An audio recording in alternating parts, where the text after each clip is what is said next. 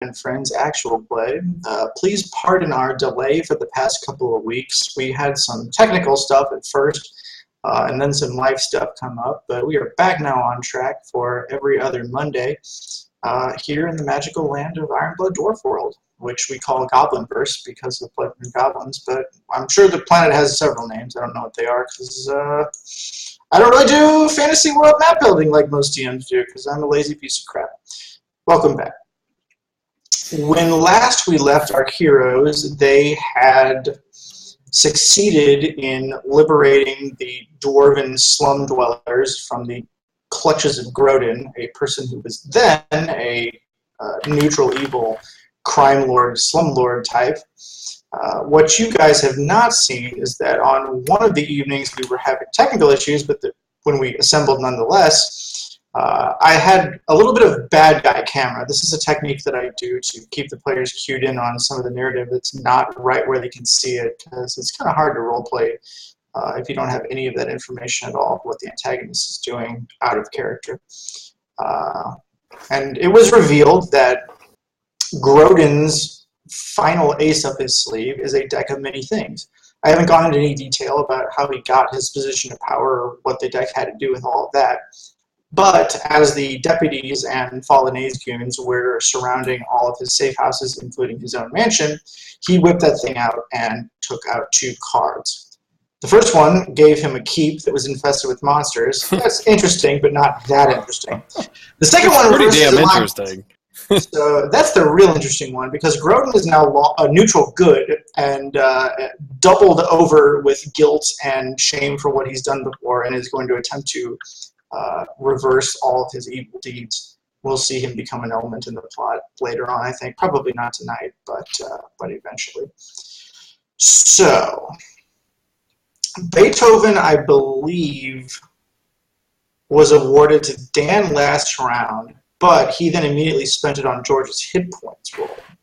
Unless that was 2 rounds ago. Do you guys remember? I think that was 2 rounds ago. I think last time... It wasn't me. It was, I don't know, either George or Miranda. George, did I give it to you outright? What? Did I give you Beethoven outright? I think I did. Yes. All right. Well, we're going to say I did. So now you have to summarize the last game. But before you do that, the ritual of Chud. Let us all take our little distraction boxes that science is increasingly proving are making us more stupid even when we're not actually looking at them or using them, and place them in our ceremonial drawer. When you start putting Kalechian passports in the drawer and papers, please, that's what I'm doing here. Tucking it away for later falsification so I can get on the train and get out of Dwarf. I moved my computer setup, so now I don't have my usual crap. Yeah, you went from having the storage bins behind you to this tasteful wooden paneling and a window. Are you in that 3 Seasons room? Yes, I am. So you're back out there again, okay. Yes. And Dawn is behind me too, but I had to move my monitor, which my webcam sits on, to like really angle it back so that, because I asked her, do you want to be on this stream? And she's like, no. It's like extreme Dutch angle D&D. Mm-hmm. Well, we've definitely seen... I don't think we've seen Carly yet. We've seen Dawn. We've seen Trista. I don't think we've seen Kevin. And Ed, I don't think we've seen your wife. We've definitely seen your daughter, but not your wife. Oh, is that it? Oh, there she is! Dawn's good. Dawn is fun to have as a fellow player character. I haven't been in a game that she's GM'd in like 15 years, but I've been a fellow PC in her games in the last like 5 years. I get palpitations at the thought of her running a game. Did she stop? She hasn't run one in a long time. Nonsense. We need to get online doing a one-shot. Anyway, all right, George, please tell the crew what happened last game, and if you succeed, I will give you the reroll of your choice if you invoke the first 4 notes of Beethoven's Fifth. Dun, dun, dun, dun. Okay, so I believe this episode began with us actually in the town of Ulm, had some indecision about how to go about sing with this Grodin character, because we needed to feel out the city. First stop was because that was just the responsible choice. We put the elf up on a chair, and there was some convoluted brand drinking game that involved the elf as the drinking queen of the bar, and Dwarf bar, George. But yes, it was a dwarf bar, to be fair. And there were some people watching that left, which Golem picked up on and took off. And I think we marched out on the way out, paid for it. Broke another chair because we overpaid. And then we found some weird little school children, but these were captured dwarf children that Grodin is using to raise as assassins. Probably. I think we're not all assassins. Some of them were wizards, but yes. Basically, Some of them are wizard assassins. basically taking his I think rivals. I saw this anime.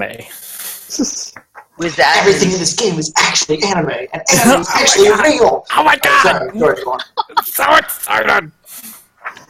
So, in the Assassin School of Wizards, but they're dwarf children, Keep laughing, I'll Headmaster put you was- on camera. the headmaster was quite rude. We decided to... we finally decided, okay, well, we can go to the elf... What's the elf lady's name? Alnay. Alnay, or... Astute readers will recognize it as a Shadow Lord from Ultima 5, and by astute readers I mean people who are as big a dork as I am. Proceed.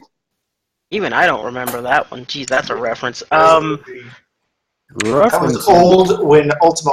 That's an obscure reference to an obscure game. Like, that's It's also a spoiler, because finding out the true name to the Shadow Lords was essential to defeating them. Anyway, go on. So, we wanted to find out more about this Grodin, because he's already sounding like bad news. So, we're like, okay, no, maybe we're not going to team up with this guy. Maybe we're not going to team up with him at all. Maybe we're even not. Maybe we're just going to depose him.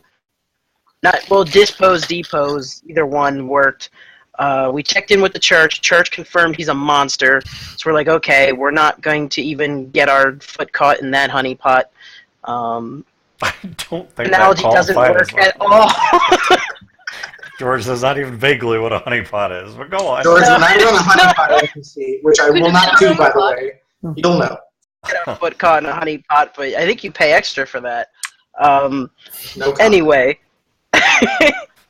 So anyway, I think I was going with bear trap, and honeypot bears. I don't know.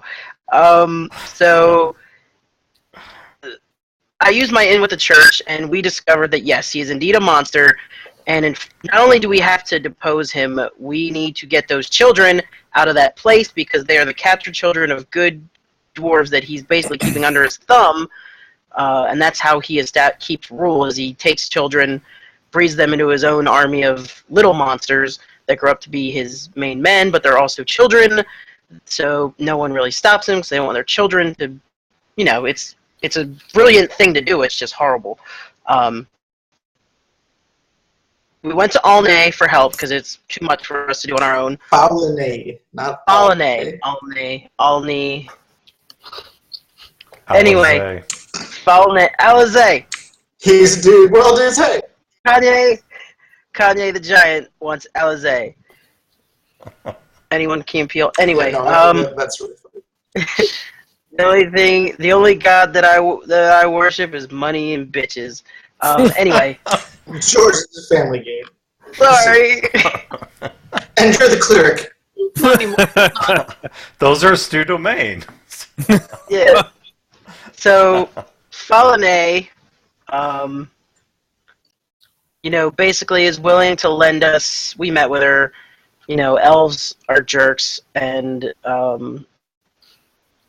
leaves and sticks for some influence with the court and some guards to maybe check in on some things. Let us do our thing, which is going to be to run in and rescue the children. We had our little shadow run. We kicked the door. We grabbed the children. We busted a couple of heads. We got out. Fallenay did her part. Her people might not love us, but we're good with Fallenay because what followed was horrific, or not horrific, but a bit of a tough spot that what's his name? Grundle? Grodin. Grodin. Alias Charles, the star of the Beethoven movies, among others. The loss of the children meant no one in the Dwarven district was going to have his back because he couldn't put a knife to their kid's throat anymore because we had their kids. So the guards, kicked some doors, looted some documents, started running the indictments, and we left with as many as we could take, pretty much all of them, at least a significant portion. And back to our new home. Chad, what are you watching? I'm watching Ed's face. And, okay. and George, I think what you meant to say is, and then you went to Jeffrey, who escorted his congregation entirely out of the town along with you, heading back towards Kazenheim, which is where we are now. Jeffrey is your archdeacon. You cannot forget about Jeffrey. You gave him a place. You're the worst patriarch. I'm the best patriarch because I don't remember people's names, and then I leave for months at a time. Yeah. You have the organizational command of the Pope of all dwarves, but your actual responsibilities are one other person. I can't remember who it is. George, okay, I'm going to wrap this up. We took the weapons and armor from the library and kept them for our colony. We bought some food on the way back, and we're preparing to send these people who are now free of Grodin's thumb off to our new colony, and we were going to divert and go visit Mountain 78. No, we were not. But Them home. It's a several-week journey. I mean, you're gonna have to come. We can talk about Yeah, that. you guys can talk about No, it. George's Keyword game- Kazenheim and Mountain 78 are relative to one another. George's game recaps are a several-week journey. Yes. That's true. All right, George's game remember recaps names. are over. We will scan the camera to night 1 of the journey northeast. You haven't come to any form of fork in the road yet. You're traveling out the road. You're actually going northwest at the moment, but you're going to get into the wild woolly mountains before too long. And as the sun sets over the camp, everyone is grateful. Joffrey's tending to the old folks who are having a little bit of tough time moving along. He's sprinkling a magic clerical spell here and there to put a little pep in their step. Seems to be working nice. You think some of this might actually be genuine divine magic. Some of it might be a little more of the placebo effect. But whatever it is, they're all coming along. And the subject of conversation around the campfire is clearly, where do we go from here? Proceed. People we got have anyone good enough with weapons that they can make it back to Kazatheim without getting slaughtered on the road? Jeffrey can stand up in a fight, but most of them are civilians. Some of them are burly civilians. There's a bunch of miners and the blacksmith, and they have hammers and stuff. We did get waylaid on the road ourselves, so Yeah, it's Falling rocks are an issue on these Heading to the roads. We mountains can't and- ignore the falling rocks. Yeah.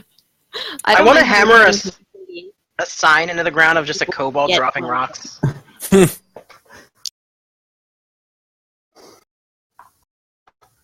Well, I think it's pretty clear. We have to get these people back home, to our home, their new home. We have to make sure that they get there. And then from there, I think we can decide what we want to do next, where next plays. We can see what the situation is back at home and then react from there. Head straight back out, Is probably. it on the way? Mhm. Let's check our map. It would be a break off, it looks like. It's on the way-ish. It's But probably we would have to split off in some rough stuff. You know, I don't want to send unarmed civilians and a bunch of children through the mountains. So Round trip, it is a touch out of the way. A touch. But, yeah, leaving them with Jeffrey, just Jeffrey, yeah, no thanks. who I have complete faith in and I know the name of. And I did not. Okay, then it's decided we will walk them back to Khazad-dûm and determine from there what we're going to do. Yes, the people need to see their patriarch and feel and receive. Jeffrey needs a public acknowledgement as my successor while we go to the mountains and maybe die. Would the proper term be seneschal? No, he's a patriarch. This is a familial tribe-based religious system. So Okay. his status as a male ancestor is, at least his title is one. He doesn't actually have any children yet, but that's all right. Anna, please give me a survival check. You have advantage because you are in the mountains and you've come this way before. Okay. Mountains are your favorite territory, yes? Yeah. Okay. Let me just double check that I have this. Chad, are you posting cards against humanity again? Maybe. What does advantage do again? You roll You get 2d20 to and pick the best one. Correct.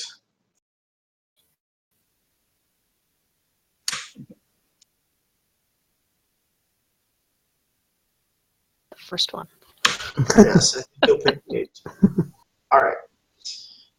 Scouting out ahead, Anna does not find any serious problems on the way up. There's no ogres in the middle of the road like there were last time, although some of you suspect that maybe the bullies that were willing to prey on 4 people walking alone are a little less willing to pick a fight against a motley band of a couple dozen, especially if they don't know if any or all of them are capable of fighting back. That and a third of them are dead.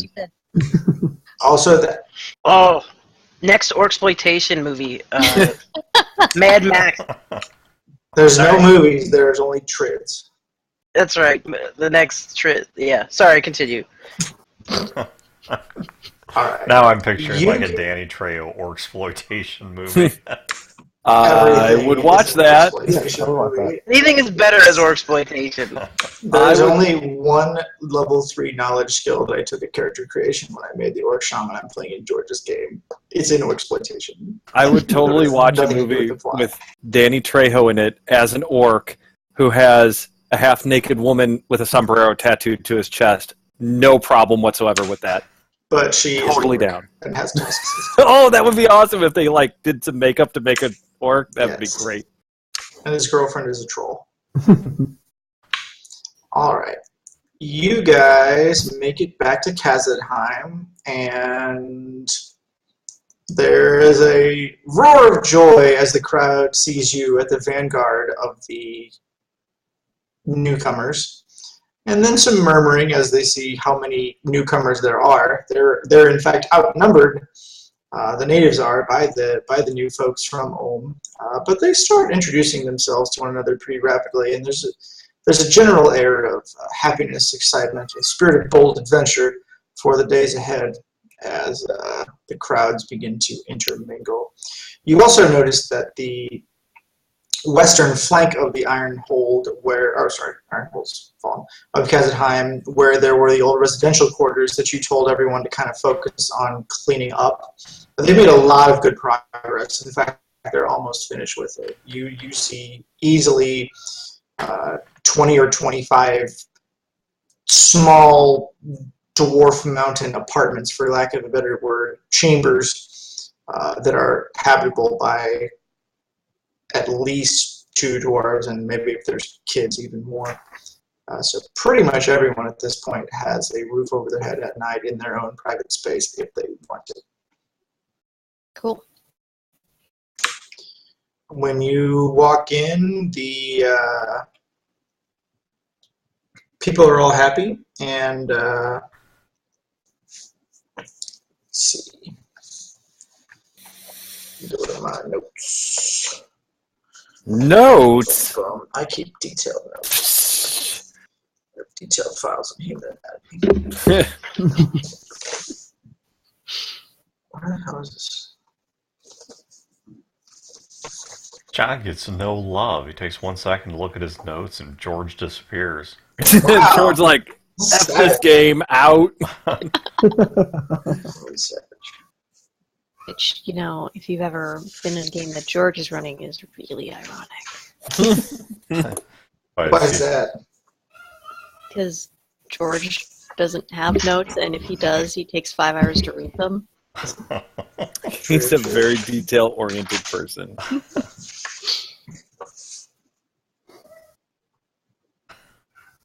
George. What? Nothing whatsoever. At all. You're a beautiful man, George. Nothing. I was just saying hi. Everybody loves George. I love George. You can't not love George. I'm the centerfold for going to Gen Con. What? My horizontal lounge. Oh yeah, that thing. Pardon my audio, folks. I got excited. The banner photo, which I may release to astute listeners as bonus content with George's permission, of our Facebook group where we coordinate this thing, is George laying alluringly in the window of the what's that sushi bar called? Mikado. Mikado in Indianapolis during Gen. Like that was pretty much a display window, and I just lounged in it like I was the display, and I was. The look on your face is priceless. Anyway. Love sake. So, as you guys are walking into the big open entry chamber. Oh, yeah. Is this because he said entry chamber? Okay. George, you're on Twitch. Undin waltzes up to you, and he has a little copper-wrought crown on, and greets you warmly, and says, my friends, welcome back. I see you've brought us a lot of newcomers, my good patriarch. Who are they? They are from the town of Ulm, and we are going to be giving them refuge because we need more bodies mining the ore, working the metals, and where's Jeffrey? Jeffrey! Is Jeffrey near me? Yeah, Jeffrey scampers on up. Says, yes, Jeffrey, introduce yourself. Jeffrey's the new deacon. He's the deacon. I made him deacon. Jeffrey gives a bow, looks at everyone around you, looks at the crown, and says, "Good morning, Your Majesty." And Undin gives a sort of regal nod of acknowledgement back to him, and Jeffrey says, "I'll be happy to assist you here, however I can. I'm trained in the magic of the Descendants." Yes. So basically, see what they like to do, see where they fit best. Agriculture, mining, tinkering. Not anything. They're tinkers now. besides that, see what they like. Make sure they understand that these are good people, and children were under the duress of a very nasty crime lord named Grodin. Not a good person. Who he was quite horrible. And if you see him, kill him immediately. Don't even let him talk or tell you what his alignment is. Just murder the fuck out of him on sight. A bit excessive. This man is a threat and may be seeking revenge against us. Unfortunately, we wanted to make as little, for the sake of and safety of everyone, and we do have other issues to attend to pertaining to the loss of our original home. That being said, we could not let his injustice stand, and we had to get ourselves involved. This led to being deposed, and we had to take responsibility for his people. We couldn't just leave them hanging, so... Probably deposed. We don't know. I mean, we saved the children. We left pretty much immediately. And left immediately, yeah. Thank you, Enna. Mm-hmm. Well, good work. We'll put all these to work. Kabak is milling around outside. You can if you go out to live for him, you can see him like rummaging through some mushroom dirt, planting things. I'm gonna go just bother him, just because that's what I do. Kabak gives a big old smile when he sees you come back and slaps you on the back and says, Anna, you returned. How was your adventure? You know, adventure-y. Stole some children, returned them to their parents. Are they part of the giant army of dwarves that just came through our door? They are indeed. Good. Well, you come find old Kabak when you're ready to take back the Ironhold. I'm ready to take the fight to these demons. Although some of us around here are talking like we're just going to make Kastheim our new home forever. What do they know? Children. Quite. Alright. Back inside, the conversation that you guys are all having turns around to the topic of where to go next. And the king says, well, while you guys have gone, things have been rather quiet. There haven't been any flying kobold attacks. There's not been any ice dragons that have blown up out of the ground. It's been peaceful. Some of the dwarves are... As you've been clearing the back hallways of rubble, you haven't uncovered anything unsettling, anything no, not dangerous, at all. difficult to identify? We haven't gone into the mines. I think if we're going to find anything gnarly, it would be down there. We've just gone back into the dormitories and apartments, as you guys have suggested, and it's been clear. Every couple of days, a new family gets their own place to sleep outside of the common hall. We've been doubling the mushroom rations for the families that are still outside to try to keep a sense of proportional balance. It seems to have kept the peace, but everyone here has a spirit of sacrifice and cooperation already anyway. The grumbling has been minimal. If they're not grumbling, they're not dwarves. Oh, they're grumbling. They're not grumbling at one another, though. They're grumbling at... The mines have pretty easy access to the common hall in case anything did spring forth from the mine. Would the common hall be in danger, or have we established safety protocols for ensuring that nothing comes up that shouldn't? What protocols did you have in mind, Golem? If we begin to dig, we don't have any kind of double adamantium portcullis to save us. The tunnel that we dig will be the tunnel that goes. I think it would be most prudent to not dig anything that looks overly dangerous at this point, because if something like Thrakgash comes running up, that's the end. Well, my question is, can anything already come through the mines, or are they pretty well sealed off through natural landslide or former inhabitants closing them off? Oh, they're a honeycomb of cave-ins and kobold accidental engineering feats of anti-genius. Right now, I guess an earthworm could come up if he wanted to, but the host of the demon horde doesn't have the necessary roadways. They open a portal straight up on top of my head, in which case there's nothing we can do about that anymore. Right. And then probably isn't prudent yet to start mining until have created a secure network here.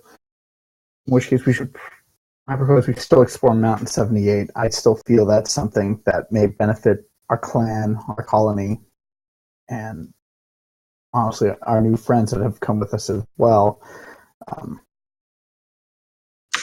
That's one of the few things that most of us can agree on, whether we favor retaking the Ironblood hold or favor, as I do, fortifying Kazenheim for all future threats and leaving Ironblood hold to our descendants.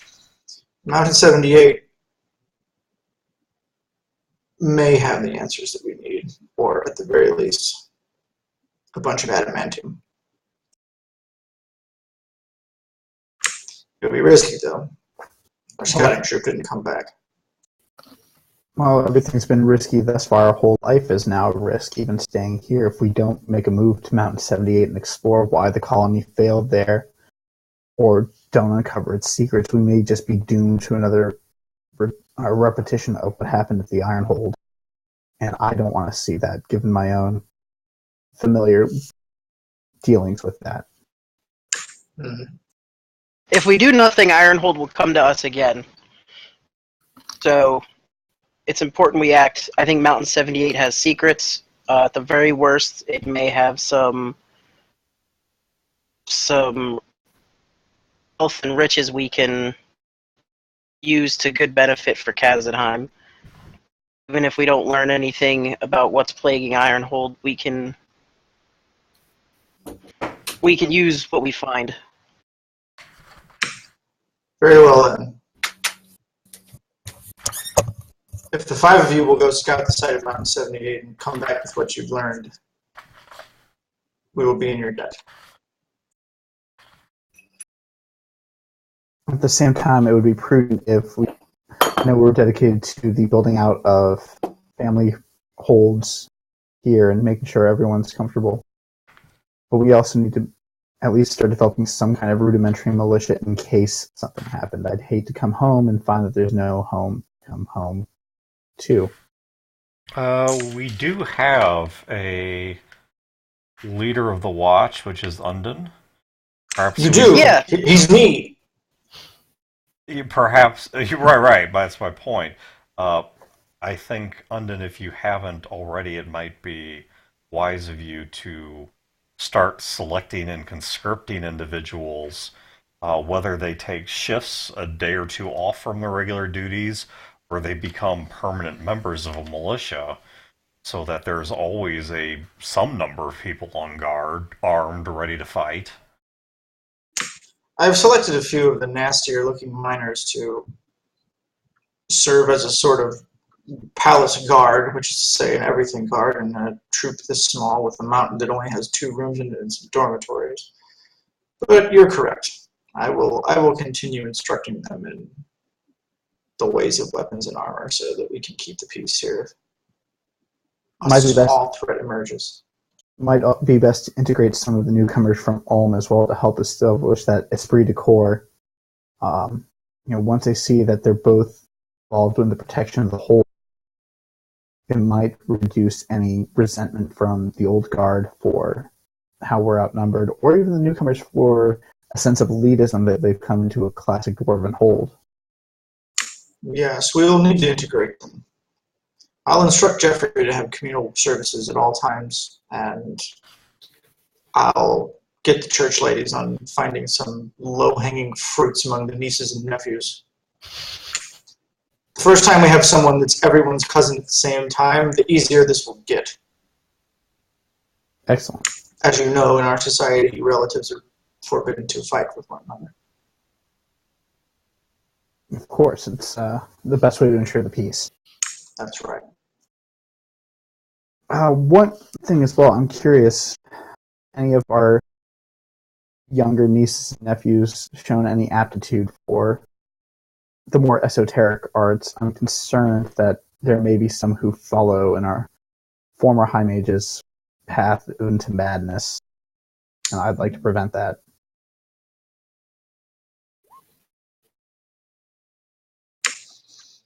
Well, no. With you and Albin gone, Golem, there hasn't been anyone around that I've seen casting magic. All right, that's good. If they are casting magic, that's also fine. Especially if it's inborn talent. For our audio listeners, I just rolled a GM D20 and rolled a 4. I just want to make sure that they're instructed properly as well. I've heard tell of some magic users who were born spontaneously into the power that it can be quite frightening. I want to make sure they know that they have some place that they can learn from without fear of reprisal or fear of asking questions. That can lead to making dark deals with demons that might come up and try to kill us all. Indeed. And if half the Copper Guard wasn't in on it with that slime ball, we maybe could have stopped it. Oh well. That's just a problem we'll have to work to prevent. Yeah. But I for now, understand that, well, you've heard the teachings, of course. The demons offer many promises. They know exactly what to tell you they'll give you when you do whatever it is that they tell you to do, but they are lies. And those who tried to strike a deal with them back in Ironhold are dead now. as they rightfully should be. Indeed. But yes, so keep up the good work. We'll, I'll make preparations for our travel to Mountain 7. The moment we have anything, we'll send word back if we don't come marching back with untold riches, answers, and horrible secrets waiting to be exploited. Very well. Alright folks, you guys kind of split up at that point. Is there anything anyone wants to do at Kazadheim before the group assembles and heads off to Mountain 7? Yes, John, I am going to inspect, because they've been clearing rubble away, I'm going to inspect what I can see of the rubble piles, and then also particularly the areas that they've uncovered.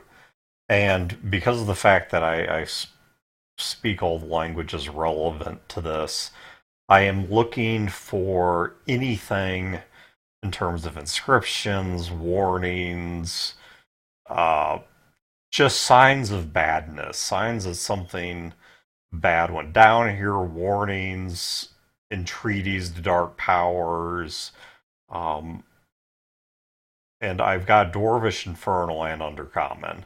So I'm... Okay, roll me a diddly d20. do you want me to add anything to that? The knowledge skill of your choice. What do you have? Knowledge something? I guess given what I'm looking for, well, I have Arcana and History, and they are both equal. Yeah, just roll that. So I'll just roll that amount. Oh, for fuck.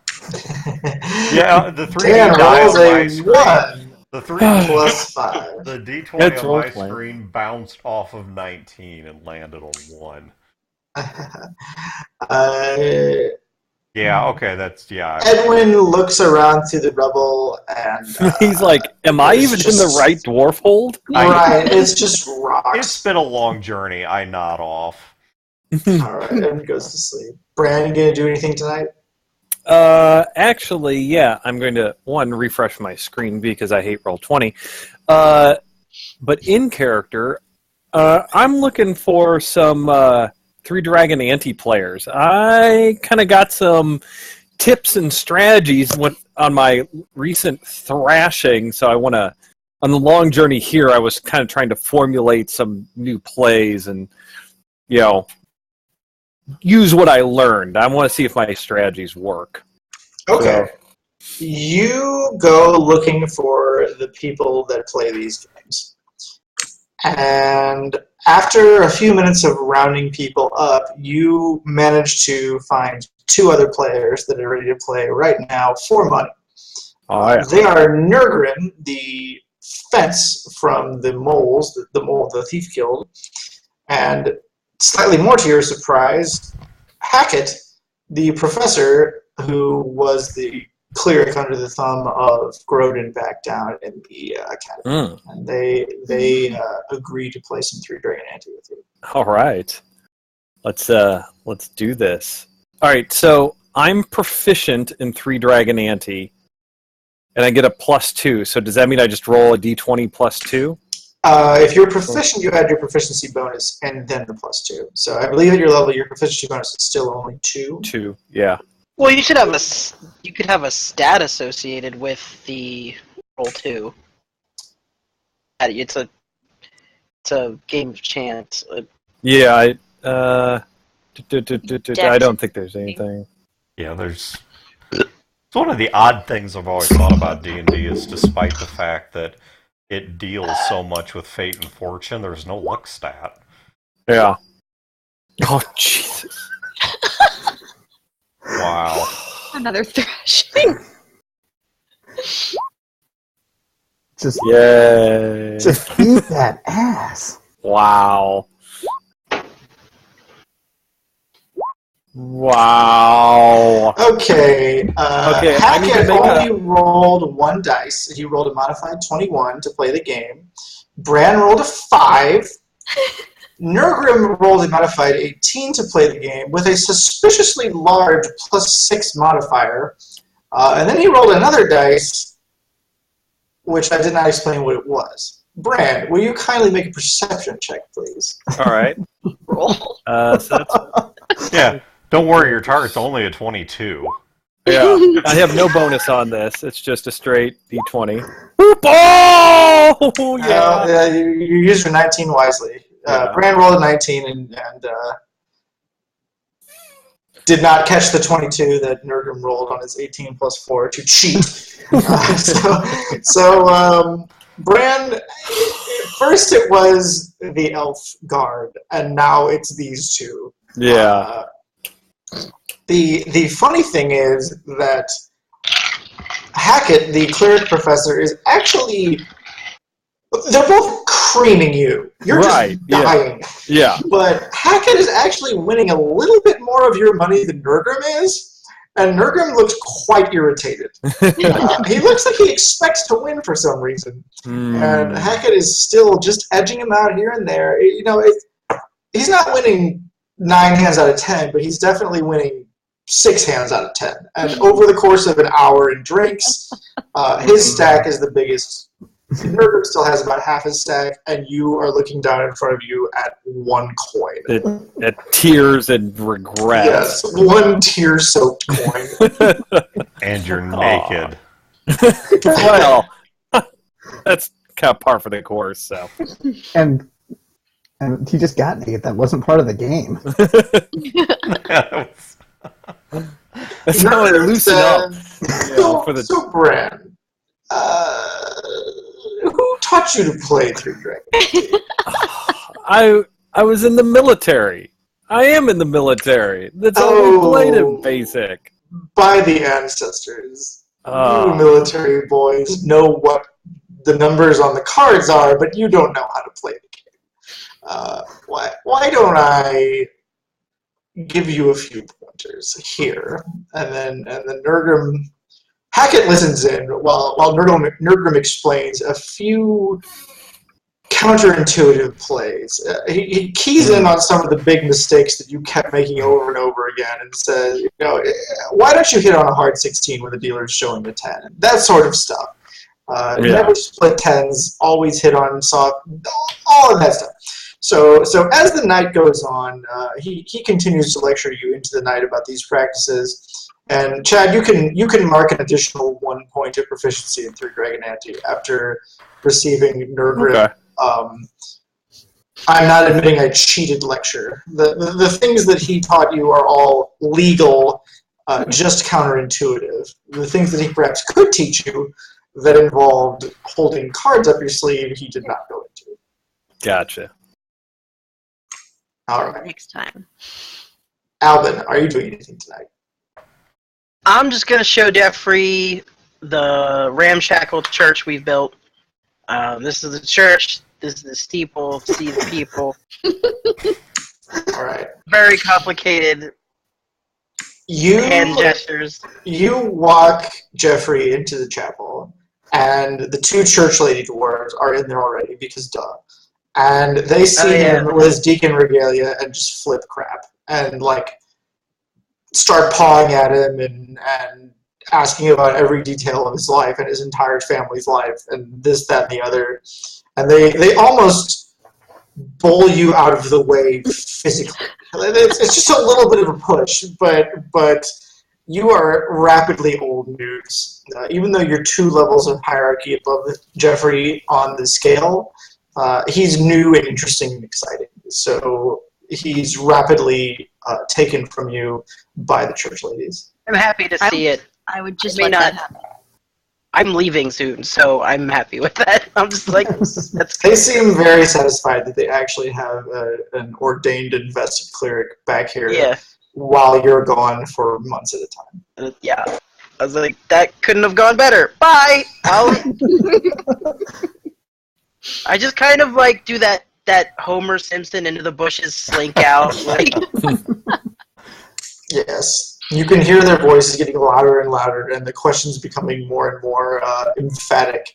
As Jeffrey opens his mouth to answer one, he gets about 2 syllables into his answer, and then the one that didn't ask that question loudly asks another question. And it's just this horrible cascade of back and forth, until they're screaming at this guy, and as soon as he opens his mouth, the other one starts screaming. You can hear this all the way back into the mail. Okay, and doing anything else? So this was a bunch of city dwarves that we just got. Are there any of them that are cute? Out? No. Big what? Outdoorsy. There are 2 of them who have described themselves as foresters. The dwarven idea of foresting involves axes and furnaces and mostly harvesting wood to be used as charcoal to fuel the flames.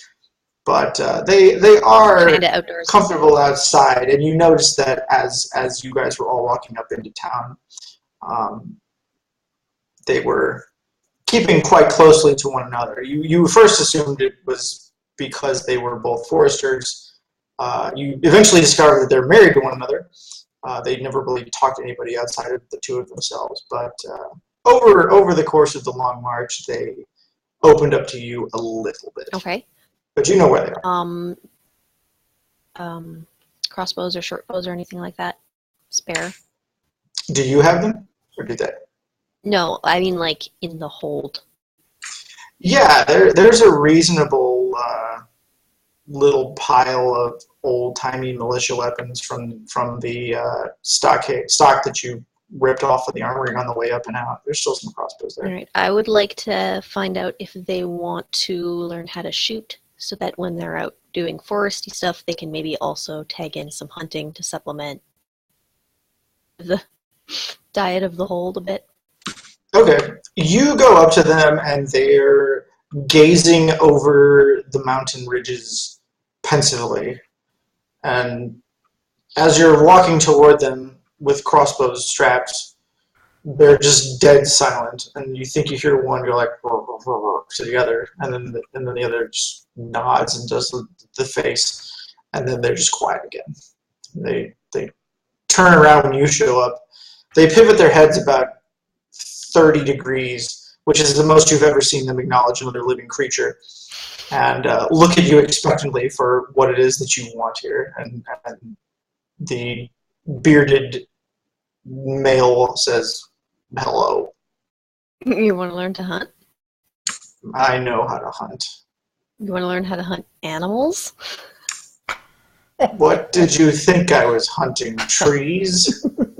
Well, Philosophical debates? Badass. I Seemed very thought likely. about shooting Grodin's enforcer the first time he came in, but I think he knew I was thinking about shooting him, so when he came back there were 3 more. Yeah, it sounds about typical of him. Yes, he's a dirty, rotten scoundrel. Well, I brought you What are guys those these crossbows? They're for you. Oh, well, thank you. Hoping you guys could help supplement the food supplies. I don't know if you've noticed, it's mostly mushrooms at this point. Yes. Yes. Why don't you give us some pointers? I will do that.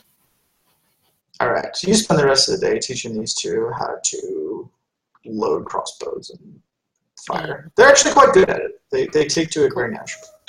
I'm gonna roll a d20. All right. It's awkward at first. There's definitely some aim at that tree over there. Okay, ka-chunk, bolt is gone forever into the sky. But they get the mechanics of loading and unloading and pointing correctly after a few tries. Cool. All right, Golem, what do you want to do, if anything? Like I said before, my concern was the entrance to the mines leading into our current hole. So I've gone to the nearest mine entrance. I just kind of want to scope it out and make sure that indeed nothing can come through. Spot is already scouting ahead of me, just in case there is anything going on. And I forgot about Spot. Okay, you get to a tiny little kobold crawl hole that even a dwarf can't get through. But Spot hops out of his familiar pouch and scuffles on down through it and comes back and gives you his 3 spider-legged left salute, which means all clear. Excellent. Thank you, Spot. Anything else unusual about the stonework? I've got with that stone cutting for history and rocks. You can tell at an immediate glance. I'm not even going to make you roll for this. This used to be a well-maintained, well-planned dwarf-hold iron mine. The kobolds who got to it have made it a mess. They just butchered it. So there is still some iron to be extracted from here. And better than that, that cold iron that you guys got already is quite valuable. But it's going to take a lot of dwarf hours to undo the damage that the kobolds did. And even with all the labor in the world, like, in their obliviousness, the kobolds dug into straight, pure, valuable iron ore and threw it out because they're dumb. By the ancestors, this is a mess. I can't believe. Give me your stoneworking roll, a d20 modified by whatever bonus to intelligence you get for stoneworking. If I can't get you the roll information.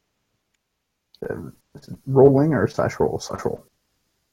I just click the little icon, but you can do it AOL 3.0 style with / roll dice, whatever size. Okay, Ed rolls a 9 modified into a 14. Golem, you find a patch of fallen-in tunnel that leads to a little natural chamber that is, to your satisfaction, not connected to anything that goes any deeper, that still has some iron in it. So it strikes you as a natural place to start digging out some more without risking opening up the Balrog. Excellent. Good. I'd take that information, either hang out on top of my shoulder, back in his pouch, whichever he prefers. I'll go back to the hold and report that to the miners. If they're looking for something to do when they're not training for the militia or helping expand out the family quarters, that we can start harvesting mine from this point, but they're to not dig too much deeper. He says, all right, I'll check with the king for permission, but as you can see, we're about finished digging out the family quarters. We'll start with that room first. Excellent. Maybe the next time you guys come back, we'll have a cart full of iron for you to do whatever it is that you do with these things. That's all for the best. Sense of purpose will help alleviate any boredom that could happen once we have everyone situated very That's well. right. I hear we even have a master blacksmith that came in with them city dwarves. If we get that iron in his hands, we can get some real axes again. That'd be nice. It'd be very good for morale. It'd be nice to see faces after all this time. We need it. All right. You want to do anything else, Colin, or is that it for you? That was really it. And I was concerned with safety, trust, and so I wanted to make sure that they had no reason to fear me any more than they already do. All right. All right. You guys go to bed and wake up, and you are ready to head off to Mountain 78 if you so choose. Sure. I get the donkey cart, and just so we have some way of moving anything we find. And I'm going to approach the moles. All right. They're easy to find. They usually sleep in pretty late, but there's always one of them that's awake.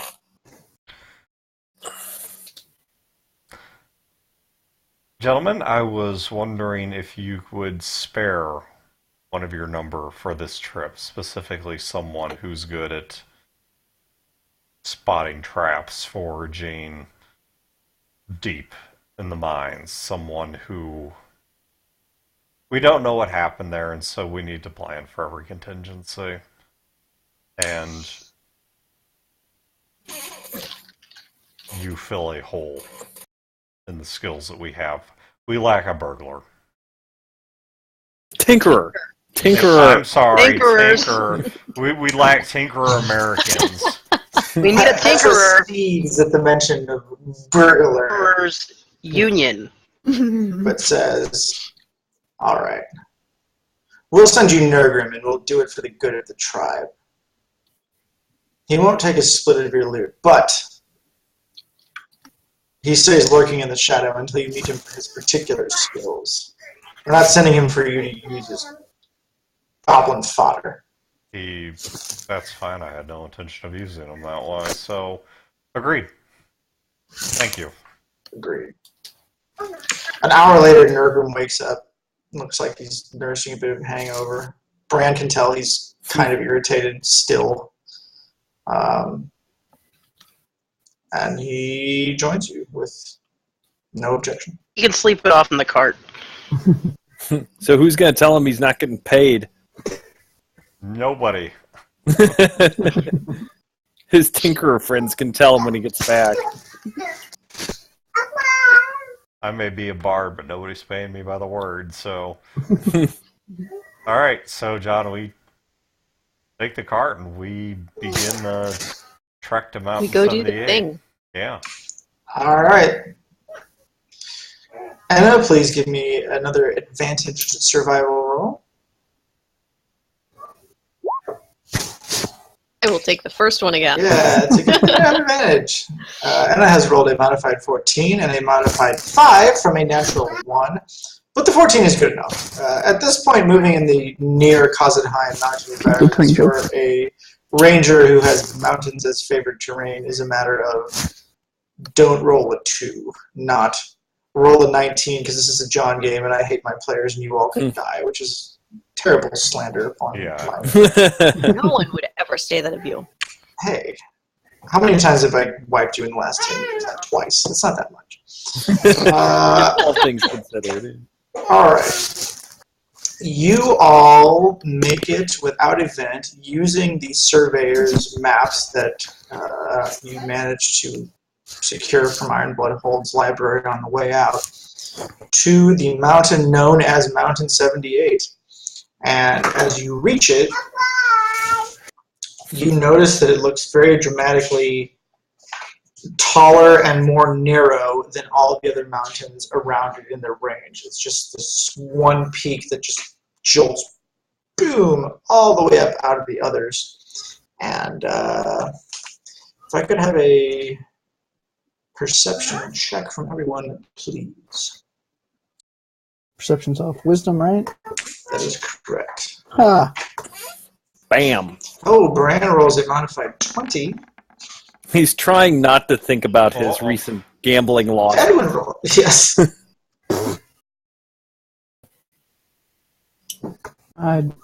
Oh, nice. Okay, yeah, I do have that. Hang on. Ah. He's trying not to think about why Pinkie Pie is his best pony.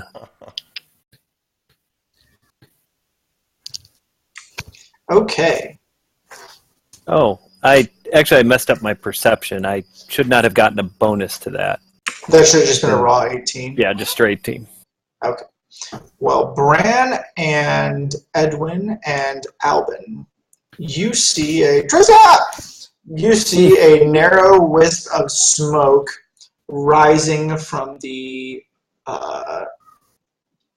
west flank of the mountain. So you're not facing it dead on, but if you turned a little bit, you would potentially run into the source of the wisp of smoke. Not like full-on forest fire level, just like a camp?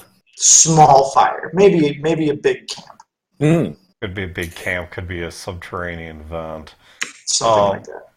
John, Could be a dragon smoking a dragon cigar. Could be a dragon smoking a dragon cigar. that's dragon down That's there. your 3-dragon anti-roll talking, Bran. That's right. All right, John, two things. One, I have those volumes of the clan history. Is there any mention in there, even a passing one, to the expedition that was sent out here? Like, who was in it? I mean, even the vaguest rumors or, once again, just 3-word. There is a clerk entry in there, no detail whatsoever, but it says that a mining forager party was sent ahead to scout the location. They were given a mule and the basic provisions for a preliminary base. Nothing was ever heard from them ever again. All right, so it wasn't a military party. All right, next thing. The mountain, does it appear to be... Do the rocks look different in color or radically different in formation than the other mountains around? I know you said it's like pointed, but I mean, did they appear like substantially more jagged, substantially more smooth? Are they a different color? Like, does they're look perceptibly more jagged than the other hills and mountains around them. okay? Yes. The ground and more strikingly than that, it's just taller. It's just a bigger mountain than everything around it, as far as I can see. The ground near it and around it, does it appear to have been substantially disturbed? No. The timberline goes up to where it does everywhere else, and then above that is just raw mountain face. All right, so my best guess is the smoke we're seeing is probably something Vulcan.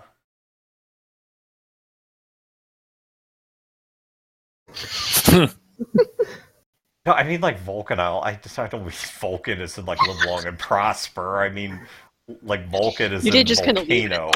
To our audio listeners, I just did the Spock sign. Yeah, I don't mean. Okay. Much fun with that. I think we may be looking at it might behoove us, rather than going right at the mountain, to go around toward that smoke and to see what it smells like. If it's someone burning wood or coal, it's going to smell very different than if that's something like a magma vent. Or Why don't we send our ranger to go spy on it? I can go snoop. Holy Okay. crap. That's exactly what she's for. That's what that is. That's what she does. I mean, we hate her. She's an elf, but that's why we bring her. You know, Oh my god, that's like I can hear that's you. a good idea. Still right here. Okay. That's exactly what I mean, You the, right the here. only problem Don't she'll die have, while I'm gone. the only problem she'll have is if it's like a camp of poison frogs. Rude. that are If just it's camp poison frogs, I just won't go in. they're irresistibly lickable. Oh my. Um, All right, so, okay.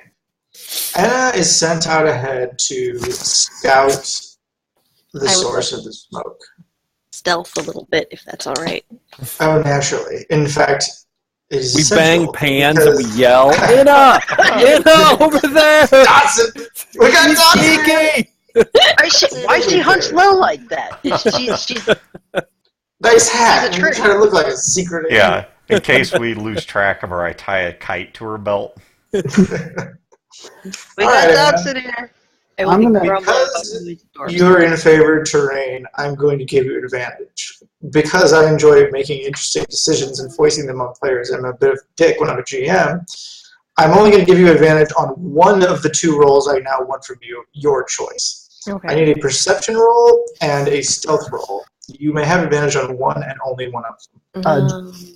John, is it all right if I send Spot along with her? Absolutely. All right, Spot's traveling with Anna. I'm going with her as well.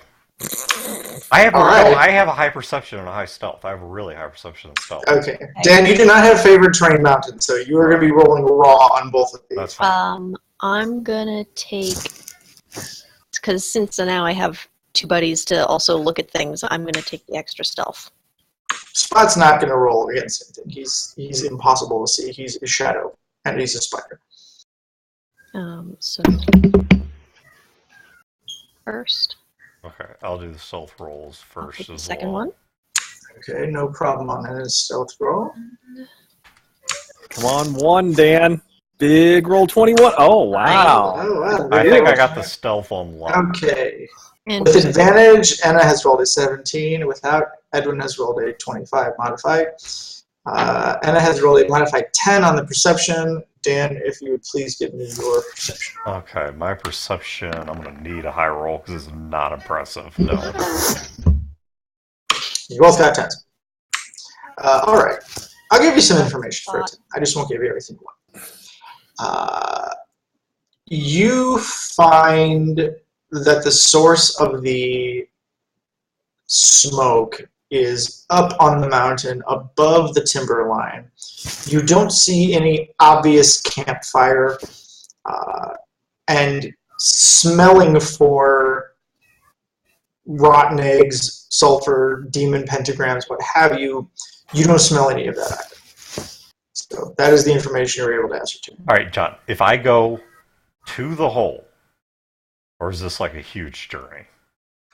Going all the way up to the source will take hours. Okay, then I won't. At this point, you have successfully navigated through the forest to the point where you can see it directly, but not right up there. Okay.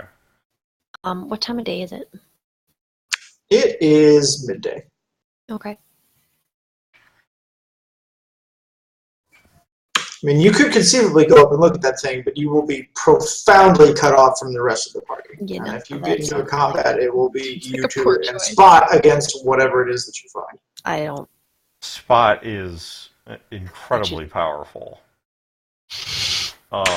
Spot's hard to kill, but not particularly good at killing other things himself. Yeah. Yet. Indeed. John, okay.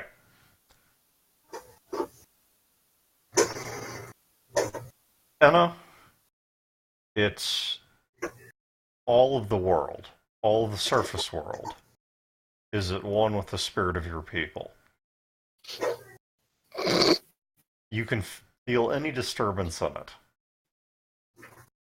What's been through here? I'm giving her bardic inspiration. Anna's gonna stare at Edwin like he's grown a for second foot- head, look and for it's foot- speaking in tongues. The elf is like, what's up with this hippie crap?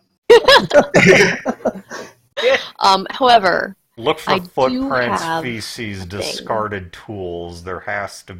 Is anything living lurking around here? how far away is the smoke pit? You can't tell precisely from here, but it's at least a couple hours. No, I mean like in miles. Oh, Probably 15, 20. I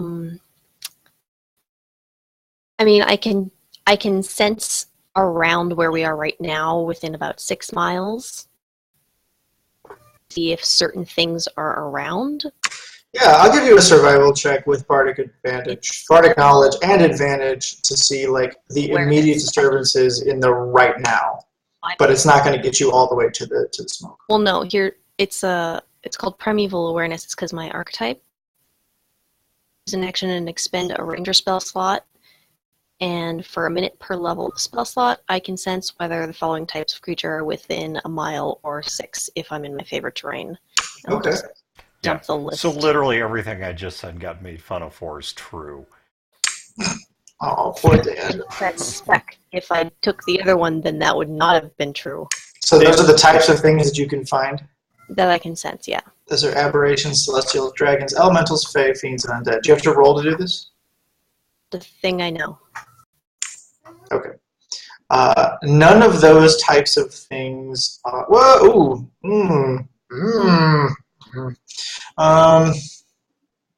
I kill Alaban and turn him into an undead. Alban's You can't turn things. Alaban's like, I was tired anyway. Give me a perception at advantage, Miranda. And also a d6 bonus to that. Yes. No. D6 bonus to both D20s, please. Yeah, I'm going to take the first one. Yeah, just give me the D6 to the 18, because you can't roll higher than 18, modifying a 6 with another D6. 20. All right, for a modified 23. For a modified 23.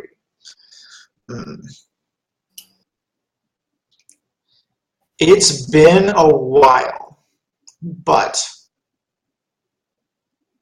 there is a dragon that has gone to and come from that mountain. You can't get a bead on what type it is, but you think it's approximately juvenile to young adult age. Okay. I will relay that. And then to when my you sneaking say partner. it's not been a while, And it's Spot. been a while. Are we talking months, years, decades? Weeks. Okay. So it's not like this thing went in as a juvenile and No. And now it's centuries have Taurus. passed, and now it's like This is either and Anna, you can't tell from this far away because you're still pretty darn far away from the mountain, but you did get a really high roll. This is either a one and done thing that happened a while ago, or if this is this guy's regular route, it's not often used, and or you're far away from the source. Okay. all right. So let's assume the worst here. Let's assume the smoke we're seeing is a dragon sleeping in this mountain. If we go in there, I don't have any idea how we stack up against even a young dragon. I mean, it's not going to be a hatchling like what we fought before. If we go in there, we don't know what we're up against. We're in its lair. We don't know what it has defending it. I see two ways forward here. One is we do the insane thing, we go up to the hole and we look. The other, well, I suppose there's three things. The third thing is we look for an entrance and we do this the long way. The other option is if you want to get out of here, I can see if I can draw it out. I don't really want to fight it in a place where it can take to the air. Well, the idea is to draw it out, and if it's not something we want to fight, we get the hell out of here. The rest of the party's a good distance back. Wait, what do you mean draw the dragon out? If we fight it, we want it to not be outside. We want to fight it indoors. Well, we're not there. Remember, we're back banging on pans and yelling at Inna to be quiet. Yeah.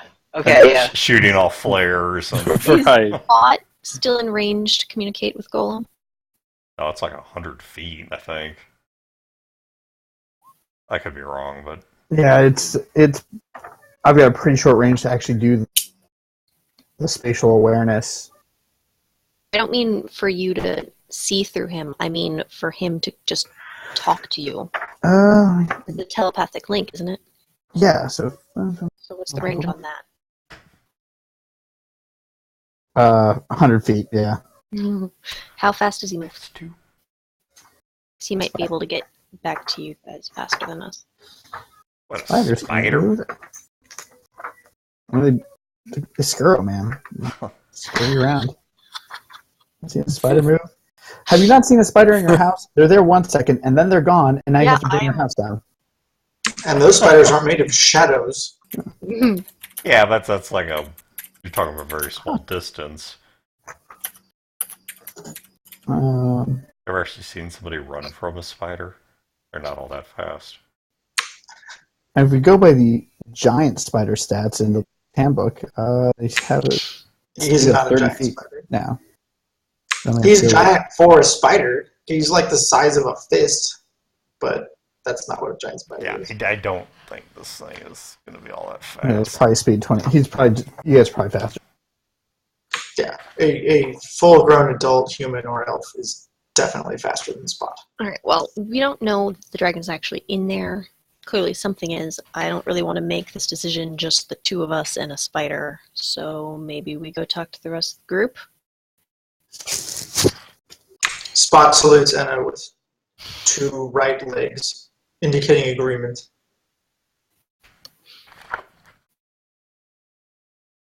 Spot's pretty great. And from the tracks that you've seen, it's not like this thing just crawled or flew in there, and now he's exhaling, and that's the spire. The signs of disturbance in the trees that you've seen are faint and old. Yeah, I don't think he's hanging out in the cave entrance, but we should still probably go get the rest of the group. All right, I'll wait here. You're gonna wait here. Tiny beast spider, speed of 20. I'm going to... What else? Which should be easy to find them, considering that apparently Bran is still banging on fucking pots and pans. It's what he's good at. Okay, Edwin, with the stealth roll you've given me, that you're pretty safe. As long as you don't move or bang pots and pans, you think you can... No, I might poke Yeah, about the look out area here. a little bit just to see if I notice anything really weird, but I'm not going to do anything outlandish. Okay. All right. It's been an hour or two back at Camp Dwarves in the dwarf game, while the elf and the human have been gone. But the elf comes back, and there you are. I killed Edwin. He probably had it coming. Kidding. There might be a dragon, so we're gonna go look. There's probably not a dragon, but there might be one, so let's go. There's a dragon? Brad, leaps up, runs through the campfire, pots and pans going everywhere. Nurgrim is filing his nails and says, "You know I'm not fighting a dragon for you." No, you stay at the back. Okay. There's a trap, tell us, then disarm it, and then get back in the back. I'm glad we are so on the same page. And we have a pretty good track record against dragons. Not one to brag, but I kind of blew it up last time. And you are quite positive that whatever made those disturbances in the trees is not a wormling. Yeah, this one's quite a bit older than the last one, so let's be a little more careful about approaching where it may or may not be. The Hanging point those is, pots. you are alive when they start to eat you. Yeah. Right, I'm gonna. George, I was watching your pain for your reaction, and it took I was like, just say 5 it, good say it. seconds. John, is there any prevailing wind right now? It's pretty mild. You can't really feel it. So we can't use the land barge. The land barge. Yeah, we were gonna have an A-team montage, and I was gonna make dune buggy that's driven by sails. You were going to shoot rockets and machine guns and mortars and just Kill You no know, one. video of them exploding harmlessly against the wall was going to keep replaying the same clip every 5 seconds, but no one was going to actually die. Don't the Dragon Age elves have land barges? Like wagons with Yes, sails or yes, they something? do. I don't Yeah. know. Yeah. I played I know. Origins one time. I enjoyed it. It was fun, but that was in 2000 whatever, 9, Right. 10. when I But touched yes, it they since. do. They're also pulled by these creatures, but yeah, they do have sails on them and stuff. Well, should we set for the entrance then? But only if you stop banging on the pots. I was never banging on any pots. I don't care who was banging on the pots. Just no more banging He on takes a pots. small pot and throws it behind him. I got no pots. Thank God we're involving these people. This was worth the time. Say nothing because you're not there. I know. No, this is Dan speaking. As I declared, Bran was running through the campfire towards the danger. Towards the danger. And As a he is- little, The path Want to towards do. the Vaguely charted entrance to the mountain cave system is on your surveyor chart. Like, you know exactly where it is. And it's not where the smoke is coming from. But what you do with that information is up to you. I'm going to, so that he stops sprinting ahead like a lunatic, and then lead He's a them. dwarf. You can easily catch up with him. He's a dwarf in Yeah. medium armor. You can like outwalk him. I'm going to trip you for the fun. Dwarves don't take movement point penalties for wearing... Oh, they know. He's still base 20. But he's still a dwarf. Yeah. You're still 150% his movement speed. I'm going to trip him just because I can. You gotta try with my awesome 12 decks. 12 decks for a dwarf is above median. Yeah, sweet 12 Back decks. to where I left Edwin.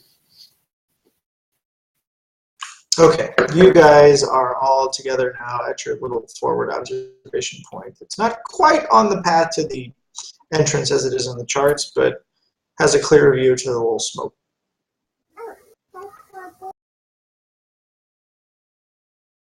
What do you do? Charge towards the danger. I've been running non-stop this Which entire do you time. go? Are you charging toward the vent, or are you charging toward the, where you suppose the door is? I'm going. I am going toward the net. No one ever specified, or maybe Bran wasn't quite paying attention, so I guess the vent, because it's more obvious. I vote the entrance. Yeah. Well, you can vote all you want, but apparently Bran is running screaming towards the vent. Not screaming. I mean, there might be some yells and some grunts every now and again. I can put him to sleep. I can real quick. You could try. I'll just yell, Bran, about face. The door is over here. That's a vent. He, What are you going? How are you going to fight the vent? he skids to a stop, yells at the vent, turns around, and glumly walks towards the door. I'm sorry, Bran. I don't mean to rain on your little parade here of one, but that's a vent. I don't know what you're going to do with that. We are going to examine it. There is smoke coming out of it. Smoke from a source we need to better understand before we go into the mountain. Okay, he's going to charge it for 15 miles to the vent. Look, that's between him and his cardiologist. I think Bran that's gives a between- deep, thoughtful sigh and takes out his flask and/or tankard and takes a big drink. It's flankered. And he chops his dinner on his iron chain. His that he took chain, in lieu of yeah. a mess kit. His mess kit and/or pile of chains.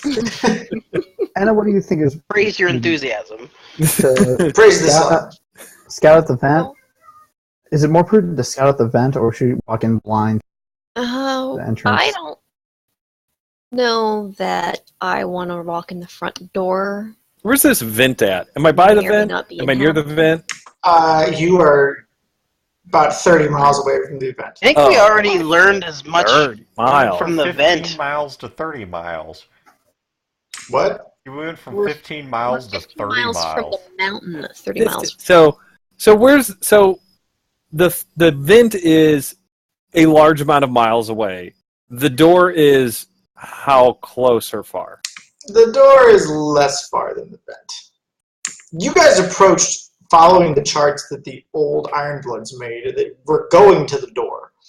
But then you saw the smoke plume and everything Look, fell if apart. you guys want to go in the front door, I'm 100% fine with that. I'm going to the damn vent. Because you go in that front door, eventually you are going to encounter whatever is breathing smoke through that vent. Yeah, I don't really want to go. It in the might front. be a nice, Just so you know, it's not bakery. necessarily a monster breathing smoke. It's just I smoke. know. It's not like tagged with the Precisely. magic of monster property. But here's the thing. If it's volcanic activity, there's a lava flowing. Yes! Chad did the Vulcan side too! If there's a people down there just running a forge or running a campfire, I mean, whatever this is something worth knowing about before we go blindly in there. Okay, so hit a wall with a pickaxe and get a magma flow. Let's add, all right. Let me be more specific. How far from the point where Bran is standing? How far away is the vent? It's only like 15 miles. 15 miles. From that same point where Bran is standing, how far away is the door? All the way around the mountain. Another like further away. 20. Oh yeah, much further away. Does everybody here have rope? I have an explorer's pack. Does that have rope? Probably. It's not that steep. Because I specifically you can scale have- this Oh, thing no, no. without like. Back down the vent. I see where you're going. Yeah, exactly. So the vent is the new door because it's closer. And that way Edwin gets to, be the Oracle of Thermopylae or whatever, and then we get to just, go down there on our ropes, and then we're in, and we're killing stuff. You mean Delphi? I've got 50 feet of the good stuff. I got 50 feet of silk. Whoa, big spender! Right. Using that Yeah. church money. Yeah, explorer's pack has 50 feet of rope as well. Well, that We got a lot of rope. Yeah. We've got plenty of rope. To the vent. So, not only do I have an explorer's pack, I also have rope that I bought separately. So I have 100 feet of hemp rope. Believe it or not, the designer of this module actually contemplated this happening. So I have resources for it. So is that the plan? Is everyone agreed? We're Yes. going toward the vent. That way everyone is happy. yes, Excellent. I support the vent. It's closer, so Bran wants it. Edwin has very good ideas about, getting some recon out of the vent. And we all have Bard rope, so and we can finds just... kicking the front door rather gauche. Yeah. And we can I'm all just fine. snake down the vent. Conan style. Is that the plan, ladies and gentlemen? Yes. Maybe we send a test spider down the vent first to see what happens to it, and then... Why don't we just get up there and look down, smell the smoke? I mean, there's. Well, we'll do that. That's the plan! Or if we want, we with can you. put spot on the tip of an arrow. And I thought we already smelled it. It smelled not Well, we're like sulfurous. 15 miles away, so we can't really tell. Let's go We're to the not- vent now. We're not Hawkeye and Ant-Man Spot. That's not what we're If doing. we go down this vent and James Earl Jones is down there and he's got 4 feet of black hair, I'm out. I Just think saying. that's standard operating procedure. No matter. I will not write Tulsa Doom into this game. I'm saying he's never going to be in this campaign. He's not going to be here tonight. Excellent. All right. Well, I love James Earl Jones. Alright. You guys head out towards the source of the smoke, and you make it over there without being killed by rock kobolds or ancient red dragons or the Taurus. And sure enough, it smells like charcoal cooking fire, regular old smoke that you've always had around the camp. But it's not too hot. It's hot, but not unbearable. And you can see down the shaft that it's coming down, and it's probably about 10 feet wide and goes down into a visible flickering flame about 30 or 40 feet beneath your current position. Okay, I motion for everyone to be quiet, and John, I take a couple of rocks and a couple I of hold up a pan and a spoon. a couple of them back to back, I toss them down there and I just listen for any talking. Any With reaction. every bouncing rock, you hear a clown nose horn, and you turn around and Bran is going. No, not really.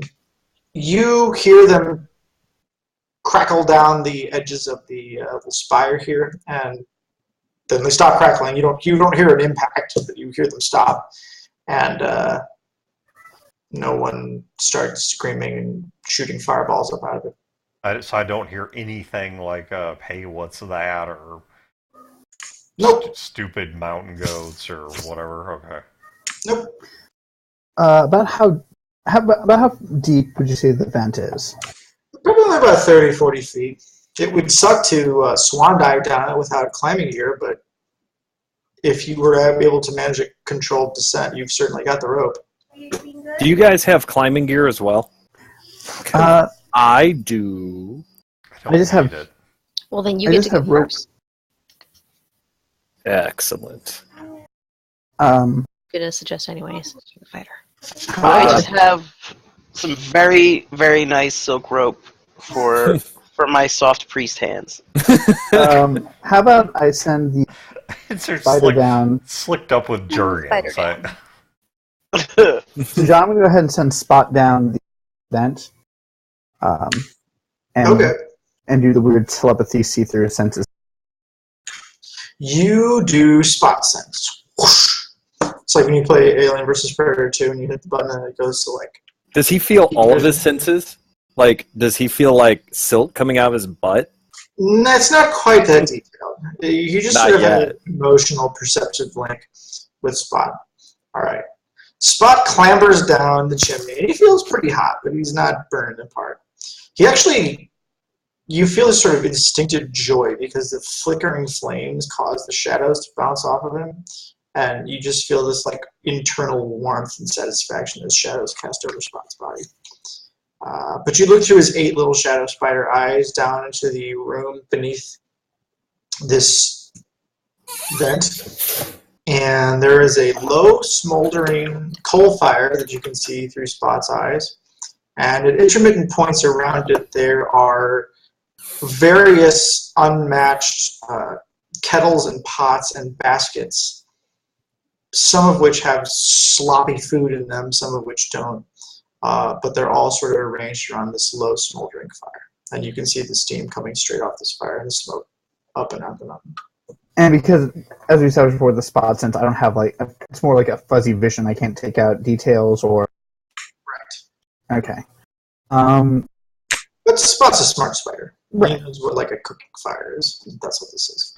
So, thinking about, is there anyone around the cooking fire?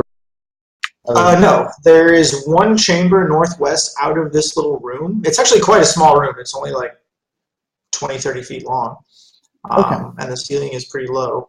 But at the moment, there's just a bunch of untended pots and a little coal fire. All right. I'm going to go ahead and keep saying Spot forward. So we've gone down 30, and you said about to that further 20 feet across to that entrance. Mm-hmm. Looking down the entrance, is Spot seeing anything? He sees a single jagged, unhewn wall hallway leading up to an opening, which obviously leads into a slightly larger chamber. Okay. I'm going to have him go along as far as we can link. Once it feels like we're going to get that tenuous stream breaks, he can come back. Okay, what's the range on your link? 100 feet. 100 feet. All right, so you're already like pretty far down. All right, I'll give you one more room over. All right. Now the room that you actually get into from this northwestern passage is actually, the walls are hewn. Unlike the fire room and the hallway, these have been smoothed out. It's still natural stone, but they are more or less a rectangle.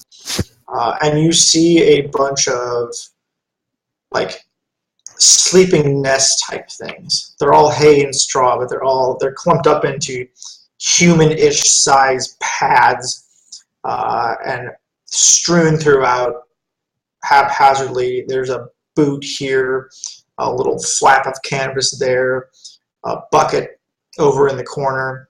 No one is there at the moment, but it looks like there's stuff here. Can I see about how many beds? Yeah. There's only about 6 or 7 piles of straw worth of bedding. Okay. Gollum, is the area lit? Are there torches, lanterns, anything like that in there?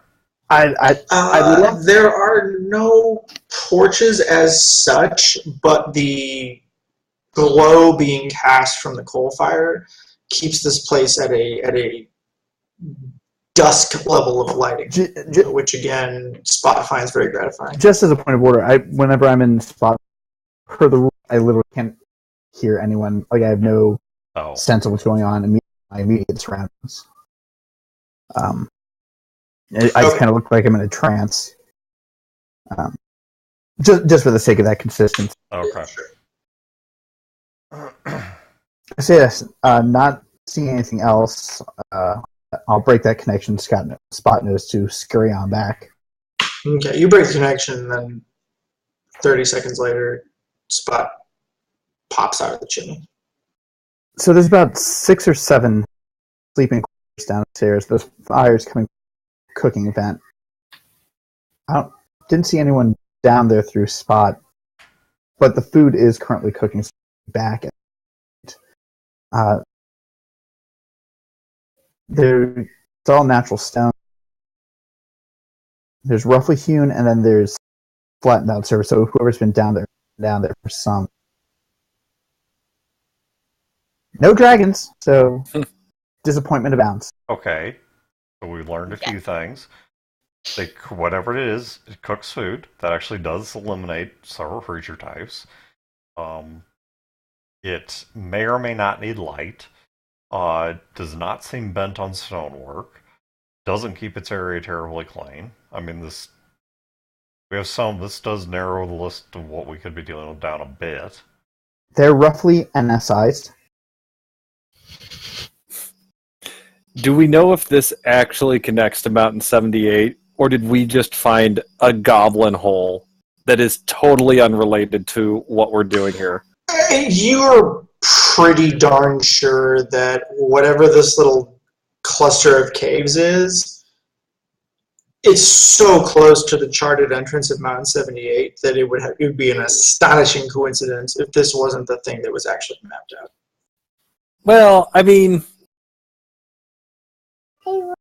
I would really hate to raid somebody's house. I mean, what if these are like hobbits or something? Well, we don't have to kill them. I mean, well, if we go down there, rappelling through their chimney, putting our feet in their food, I think there's going to be some killing at the end of this situation. Well, maybe just don't kick over all their food. Yeah, I mean, we can just go down there and look around. I mean, I don't have a problem with slaughtering a whole room full of goblins. I would just hate to get into a really bad misunderstanding with, like, some gnomes or something. Yeah. Here's how that works.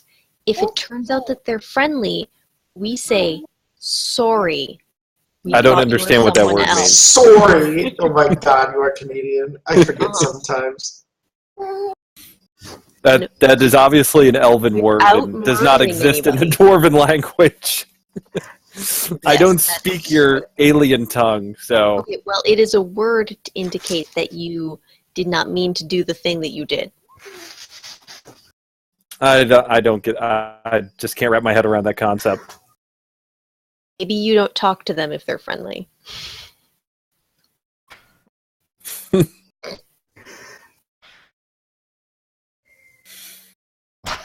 The party stands deliberating above the mountain vent. Unfortunately, I couldn't see much further with Spot. It was at the end of the connection where I saw their... it appeared to go on further, connected to something, and we're at Mountain 78. I'd say 90% connected to Mountain 10%. We came here to find out the state of the mountain, and as a bonus, what happened to the expedition that came before. This is the best lead we have on both. Down we go. Oh, do we want to climb on down? Yes. John, can I fit down there with all my stuff? Oh yeah. Okay. Well, then I'll take up my 50 feet of rope and I start Right. hammering in my climbing gear, and I start rappelling down. All right, you guys hammer in the climbing gear and begin the rappelling. And at this point, we will take our 5-minute refill and go to the potty break. Obviously, we're beyond the halfway point here. It's almost 10:30 my time, but we can come back and play for another 30, 45 minutes. We started kind of late, if that's okay with our East Coast friends. Yeah, that's fine. Yes. good for me. Okay, cool. All right. BRB.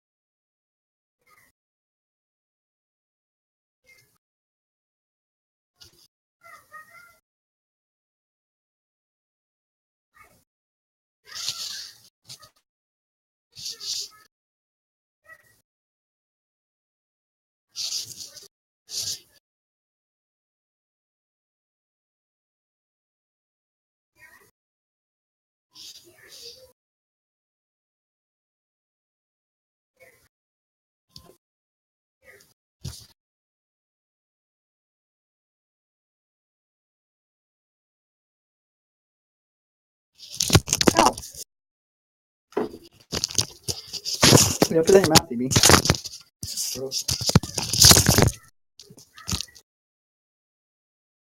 Oh.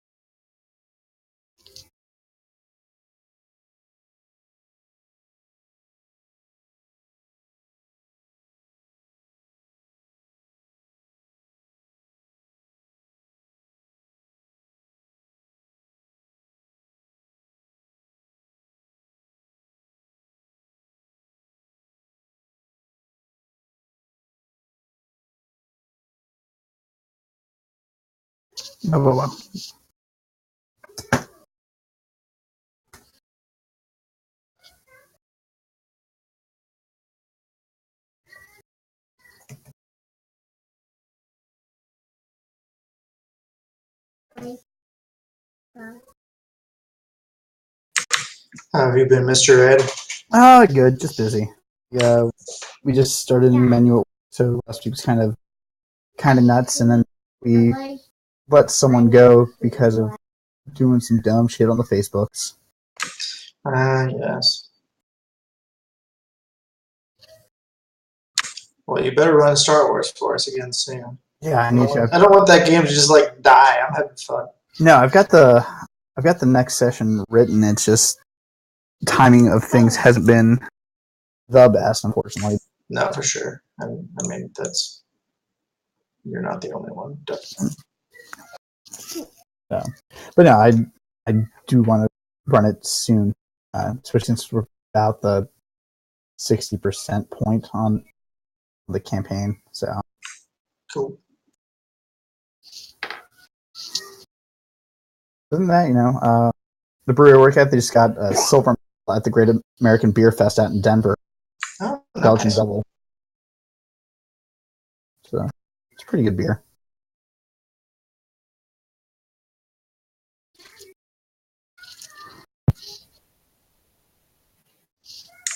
Beer is good, even though I'm drinking meat today. I drank beer yesterday. We had the sausage supper in my folks' parish, and that's always a bunch of German Catholics getting their beer on. There you It's a go. good time. It's like $3 a pop. You can't beat it.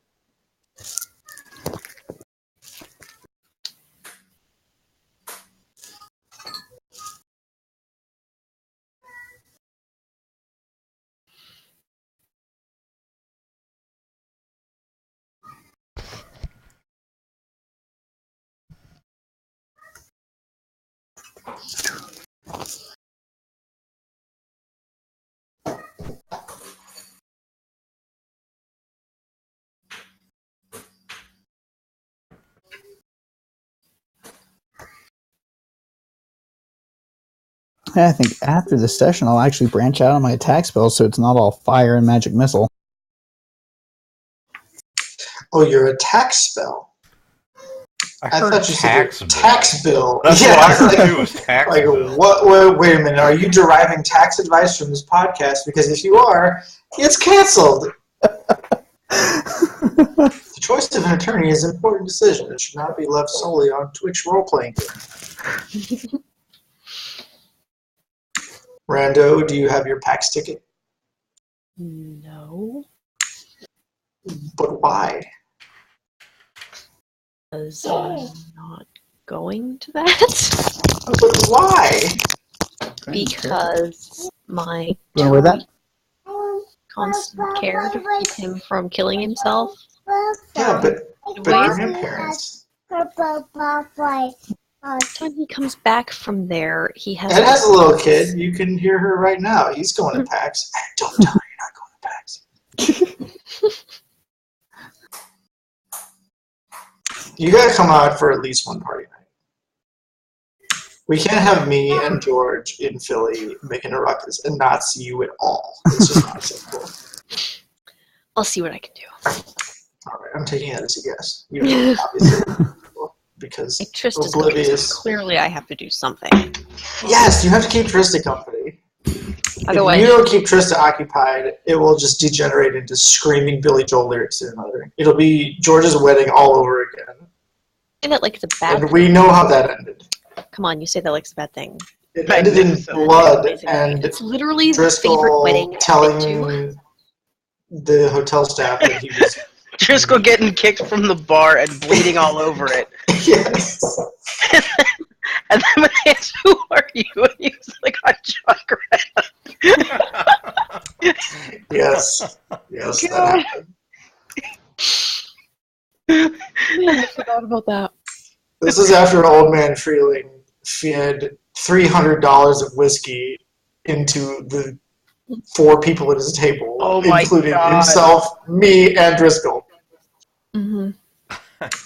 Old man God, Freeling. yes. The question posed by Old man Freeling is more Jameson, and the answer also posed by Old man Freeling is yes. Oh God, yeah. Yeah, he took out a tree in the lobby on his way to bed. He was just like, "Bleh." Kevin, your husband crawled off into the bathroom like a sick dead animal Really. and told no one where he went because he was going to die. Yeah, he I went told to no one a where I bathroom went. nobody went to. I did a full-on Irish goodbye at that wedding. Yeah, and Kate did the go into the men's room. Kevin, are you alive? No, was that you or Kate that found Kevin? I was with Kate. Uh, Burst did in I there. find him? Everything that happened after Genghis Khan is... It's in that Blurry. twilight between legend and reality where it's like, do I really believe this, or is it just socially necessary for it to be true, so we're going to act like it is? That's what happened after 11 o'clock at your wedding reception. Oh man, that was a good one. I honestly thought the teacup that you gave me was water. I did the flyby of the table. And you're like, "George, you look thirsty. You need some of this." I forgot I did that. I was like, "Thanks," and I went glup to the whole teacup, and I was like, "That was tequila." Yes. To be fair, I also I indulged. needed it. I didn't just sabotage you. I Oh no, No. invited You were- against your will and without your knowledge to join me. That was the polite thing to do, because otherwise I wasn't going to get any of that Patron bottle because you guys were violating it. Oh yeah, that was the one we picked up independently. Yeah. Yeah. We didn't get the Patron fountain, and we didn't get Don't Want to Miss a Thing. That was one of my favorite weddings ever. We got just about everything, but those were the two bottles that did not get. If there is ever Mrs. Irwin, there will be the Patron fountain, and there will be Don't Want to Miss a Thing. God. Oh, that's going to be awesome. Aha, well now. Here we have the act of mating. I thought you were invoking Bloodhound Gang. It's like, Yeah. wait a minute. Is that where George is going with this? This is between humans and animals that you should know about. Damn it. Take your input. Alright, when Dolan gets back, we'll play. Yes.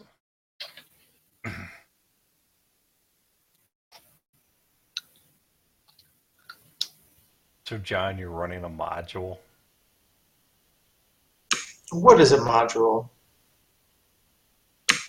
But a game among gamers. A module is someone else's game.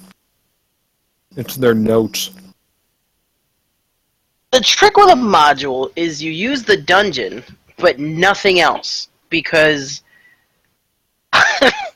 Miranda, were you there for the time I tried to module outside of the only module I ever run from when I was 12, and it was part of my D&D starter pack called the Tomb of Damara, and it's my favorite thing ever. What was the aim? The premise of this game was you were in Ulfar, like a charcoal logging camp. Like the whole point of the premise is you chop down trees. You're essentially slightly better peasants. Pump the bilges. Yes. Well, no. The bilges. This is what you just described, except on land, George. No. I went to a wedding session. And that was the exact flaw. No, I don't need to keep going. Okay, I don't think you were there for this, but it was essentially... The bilge pumping premise was... Like... It wasn't a 5-session bilge pump. It was like a session bilge pump, and it was still hindering to the game. Like, because they're like, so I'm like, go fight the. They're like, go fight the goblins. You're being attacked by goblins. What? We're bilge pumpers, and it's like, I don't care. Fight them. I don't know. And they're like, everybody roll me athletics right now. Yeah, well, that's kind of what it was. It's like roll perception and athletics to pursue goblin. Okay. You found them. Okay, we're fighting them. I don't. It just gets so convoluted. Just strip away the whole logging camp. Be like, okay, there's some goblins in a forest. How many goblins? Okay, the module can tell you how many, what kinds, and then you don't have to think of that crap. You can say why there's goblins, and the players can say who they are. Like you don't need a module to tell you that, but it's nice to have a with ropes. Like sometimes they have some good ideas, like, oh, this is a rope bridge, and then the rope bridge can, I don't know, it's a rope bridge. I wouldn't have thought of that. It might even have a picture of a rope bridge. It might even have a picture of a rope bridge. Obviously, you don't know what a rope bridge is. I don't. For things Go like down a number of goblins, which could be, 6. I mean, it doesn't really matter. A rope bridge. Roll me athletics, or I will put rope bridges underneath all of you. Oh, we're playing. Yes. I rolled a 1. I am glad I didn't go Darn first. it. Oh, God damn it. How many ones do people want to roll? I have to look at that. All ones. Alright, for our audio-only listeners, Miranda and George have both rolled 1s. George was unmodified. Miranda was at least modified to a 4. Now they're stepping in and Okay. fetching like their ass is Okay. on fire and their head is good. If we just fell down that pit, I would like as No, there's Albin. some other stupid roll you get to not to like catch yourself. Hold on. Still like to play it like Albin knocked me off the friggin' rope with his clumsy dwarf hands. I'd like to point out that they are not above me. I'm above them. So when they Yeah, fall to their death, they don't hit me in my 21 roll. With a rope, the difficulty number is 5. 2 of you failed it. 5. Well, I'm pretty sure Alright. we would have failed anyway, even if it wasn't a 5, because we rolled 1s. All right. Nope, there's no auto fails. There's Oh, only good. auto That's good succeeds. to know. This is important knowledge to have. What's the roll to save? Well, Golem, congratulations, you made it. And rolling modified 5. The roll to save is a. You can make another athletics check. This time the DC is not 5. This time it's a lot higher. So go ahead and roll to catch yourselves. Well, Can I use my Beethoven that I made the sound for? Yes, you can use your Beethoven on the first one, but you have to make the noise. I did it. No, you need to make. I did make the noise. No, I went. do it again.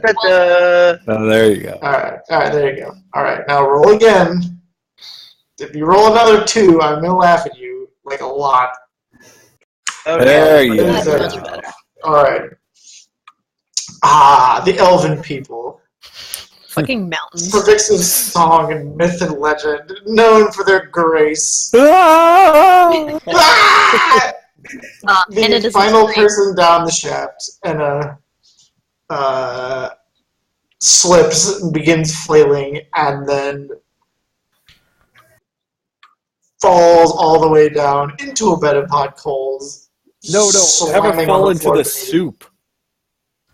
Be directly under the chimney.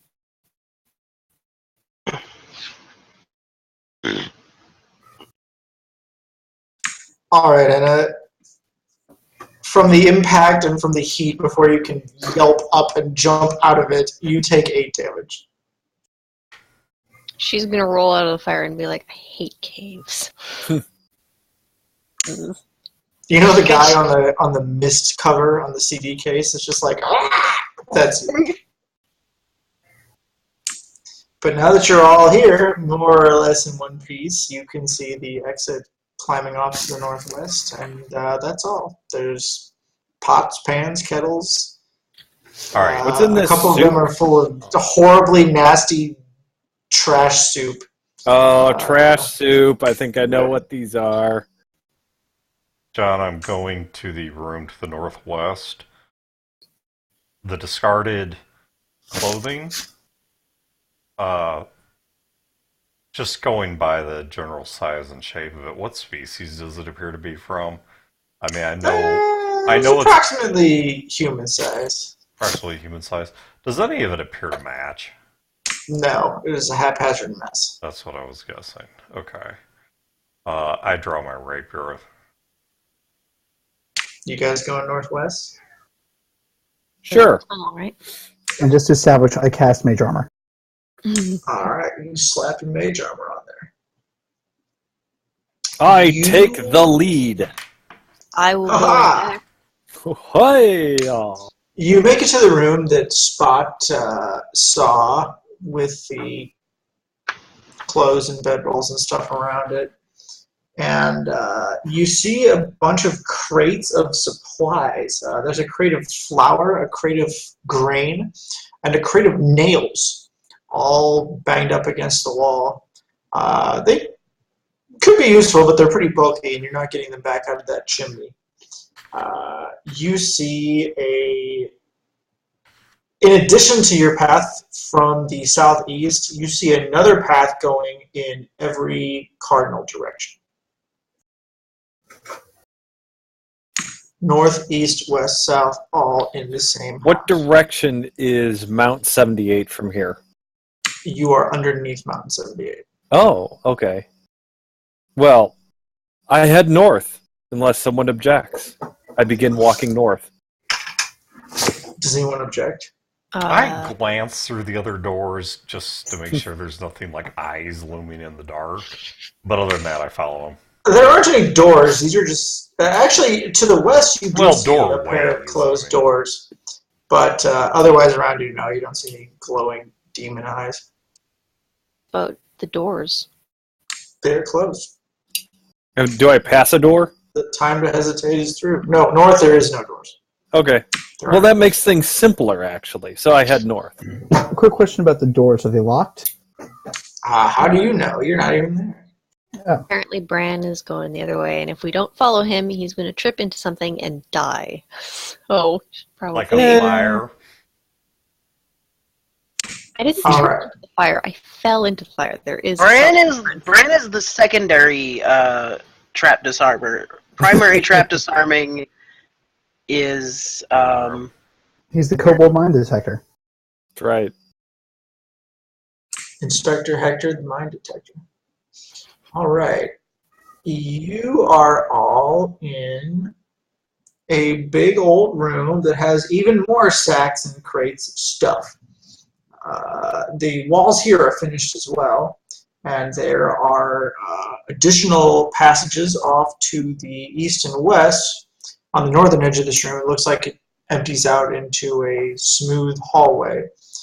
There's also a bracken well with water in it in the southeast corner of this ship. John, anything engraved on these walls, even like an artisan's mark on the bricks or something?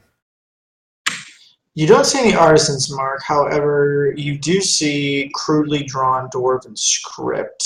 What are your languages, Dan? I speak Dwarven, Infernal, and Undercommon. Okay, you can read the phonetics of the Dwarven script, but it's not actually Dwarven. It's in some kind of goblinoid tongue that you can't make out. I can speak Goblin. But can you read Goblin? Being able to speak Goblins read Goblin. Golem, you are familiar enough to recognize the language of this graffiti as Orcish, but you can't read it. Yeah. Well, it's orcs, guys. Orcs.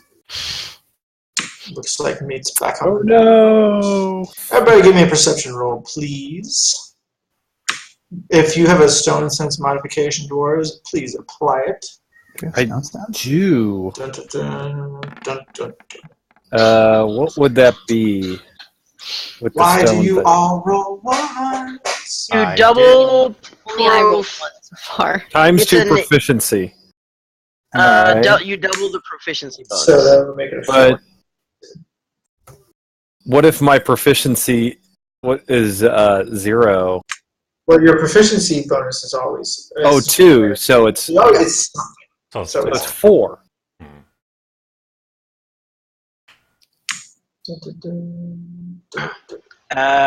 So that would be... I got some ash in my eyes from falling in that fire. You were Goodness. on fire. Just a little bit. I'm okay now. Alright, the only interesting roll from that pack is Albin's 24.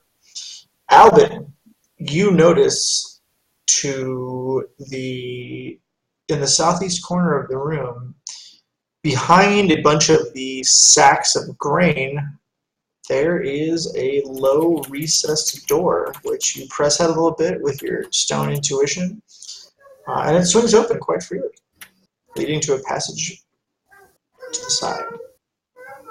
Secret passage is better than I'll take normal passage.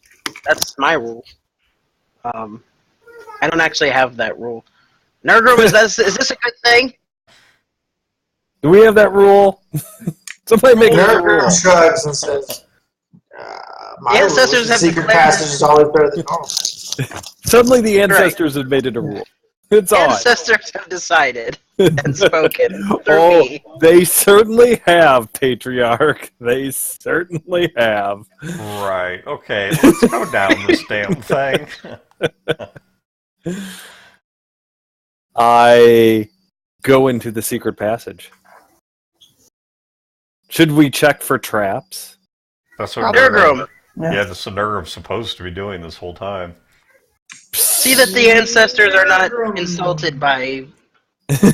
Checks for traps, but I don't think he's doesn't find particularly any. religious, George. I don't think Catholic guilt is going to work on him. Secondary obviously- trap disarmor. Obviously, you just have to keep from. You do not see any traps heading into the southeasterly secret passage. Another descriptor. All right, I go down the secret passage. Quinn.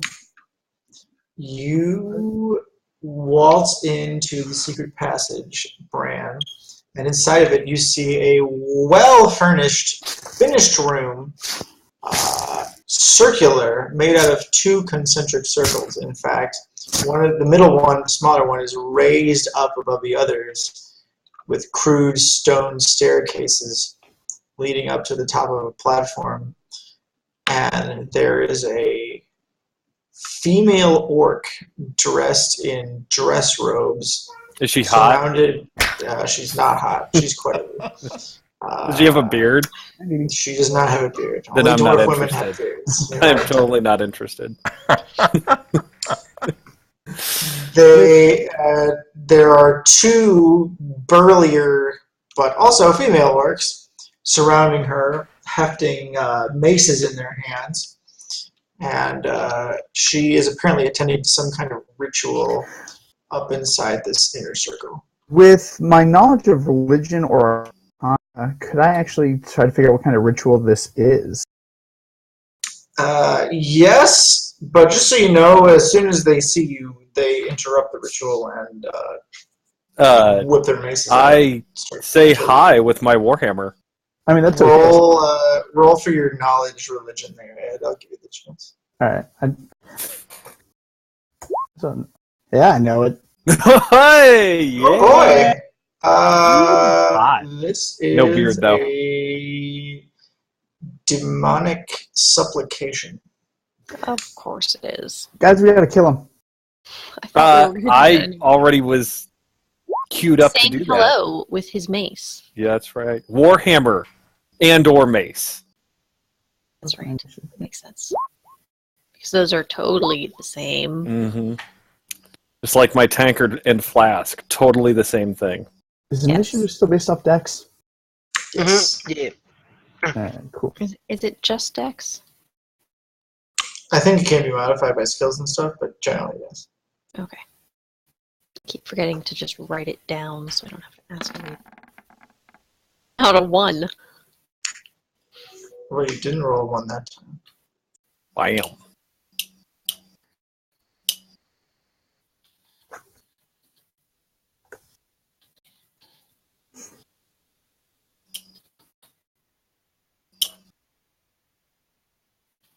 Dun, dun, dun, dun,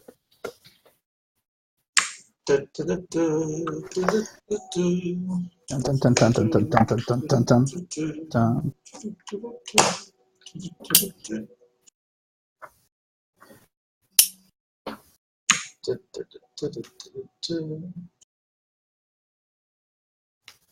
Yeah, you try a new spell. This is fun. All right. The shaman at the lead gets the jump on all of you, and as Bran is the first one in the room, she slaps her magical incanted energies upon him. Bran, she's trying to put you to sleep. What is your total hit point maximum, please? My total hit point maximum is 31. 31. Okay, this is a roll that we call a maybe. She's going to roll 5d8 for her sleep skill. If she gets 31 or higher, you're going to go night-night. If she doesn't, you're good to go. Oh, she rolled a 28. Oh. Close, but no cigar, old lady. Of the prismatic color spray Indeed. thing from last No game. one can Yeah. take out Chad. The saver sucks. He just saves. Yeah. All right, Brand, it's your turn. Oh, she was like, I could tell she was casting something on me, right? She tried to do something. Oh yeah. You can feel it in your brain. I should Oh, I Wait. just I know what are give you. her What's your- the. be 21. Oh, did you tie with my shaman? I did. Oh yeah, never mind. Where are you? Like All a right, you go first. Ed, did you roll Bran 23 on this stops, looks at Inna, and goes, initiative? "After you." Lady. But lady. All right. I just got to the fedora and started yelling, but I didn't buy it. I wear a straw hat because I'm a farmer. Oops, just the one. I accidentally clicked twice. Just the 12. Well, your 12 is stinky. You were shooting the shaman? Okay, you miss. That's fine. Your arrow flies, but in the close quarters of the chamber, and with the ashes of the cooking fire still in your face. It goes. All right, We're gonna be on fire for weeks. now you're up. Gotta explain away all those 1s and 5s somehow. All right, big hit. Here it comes. Let me just check if my stuff is correct. It is. Boom. Okay, give me damage. Damage. Brand rolls a 16 and will do damage to the shaman. Alright. Bump. 7 damage to the shaman. The shaman takes a nasty hit from Brand's +1 Warhammer. You know what? I am going to do my thing. What is it called? The action surge. Oh my god. What is that? I am Go taking twice. Sounds exciting. Oh, you could potentially slay the monster. boom. Well, that's a hit, all right. If Brand rolls a 23, give me another damage. You got to max it. Oh, almost. All right, Brand rolls a modified 9 on his second hit for his action surge. And the shaman is looking quite battered indeed. With 2 successive lightning-fast Warhammer strikes, she can barely catch her breath before getting it taken out of her once again by the Warhammer. In retaliation, the orc to her immediate left swings at Bran with a mace. Armor class 20. Oh, the orc rolls a 23, however. Nice. And then rolls a modified 8 for damage. So Bran, the orc swings around with a full arc straight down above your defenses, having exerted yourself on that double tap and left your helmeted head exposed. So you get a crack that hurts intensely. You're certain that when you were a younger man that would have taken you down, but in your veteranhood, you're a bit too tough to get knocked out by a blow like that. All that fluid around your brain softens each hit. That's right. Golem. Yo, alright, so all 3 are still standing, correct? Correct them. There have been the double hit been dealt to the shaman. John, Yeah, I'm sorry, 17. Never mind. Sorry, never mind. You good? Never mind. Good. Okay. Alright, so I'm assuming they're less than 120 feet away. Oh yes, this is close quarters combat. So, grinning with hellish delight, wielding my crystal warhammer, spellcasting focus, speaking in an infernal tongue, I unleash my scorching ray, which allows me to make 3 ray attacks in a row. Do you want me to declare the targets now or per each attack? Yeah, declare them all now. All right, I'm going to put basically one into each one. One of each. Okay. All right, so against the shaman, against Mace 1, Modified 16. against the one that just hit Bran, That's modified 6. Natural 1. and then the other one. Roll 20. That's suspicious. A 20-sided dice that rolls 1 half of the I was time. going to say, I think roll What 20 is- really needs a branding change to roll 1. Yeah. Yeah. Get out of here. All right, All right, so roll damage for the 1 against hit the you got onto the shaman. And the shaman, she takes 2d6 of fire damage. Oh, there's only about 3 permutations that will not kill her. But it's roll 20, so... There it is! No, that didn't actually hit the roll. That's not a. Yeah, you did Oh. 2d6 I or That just gave us Piper. 2 equals 2, which, while valid, is not particularly useful. There we go. All right. Having rolled a 9, the incineration ray strikes the shaman at the center of mass, and then she just kind of blows away into a heap of cindery ash. Do you mind if I describe how the other two missed the... Oh, please. So, as I shoot out on my hammer, it's kind of picture like Superman's heat vision in Man of Steel, where it's just tearing through stonework and just carving into it. Where I'm more in awe with the awesome power of this new spell. I look down at my hammer, like, oh, that was cool. All right, the shaman is toasted. The orc who had not swung already attempts to finish the job on you, Chad. Okay.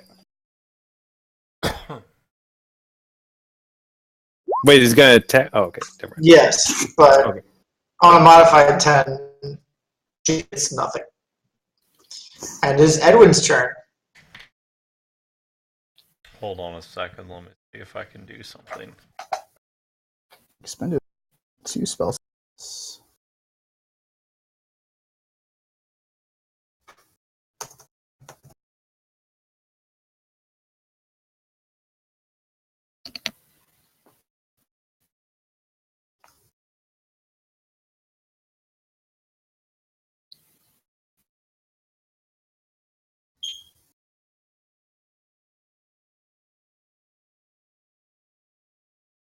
Okay. Here we go. John, the 2 surviving orcs need to make an intelligence save. Oh wait, hold on. Do they even get a save? Fire. No, they do not.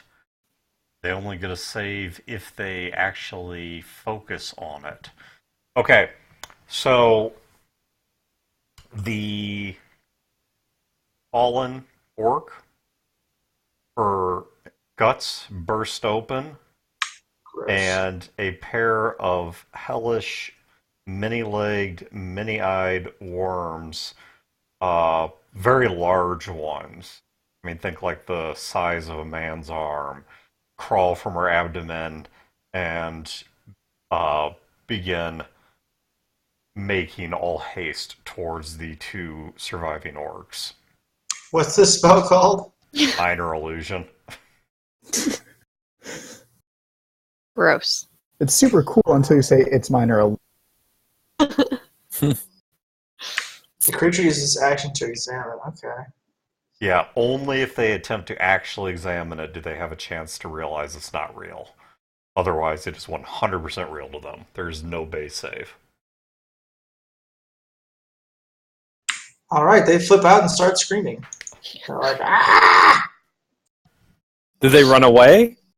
No, it's not their turn yet. I'll leave it to your call whether they get They, disadvantage they or... will definitely need to use an action to perceive that they're fake news. And if they fail, they're probably going to be booking it. If they even live that long. We're going to have Albin and Enna move before the next orc moves, and that could be the end of them.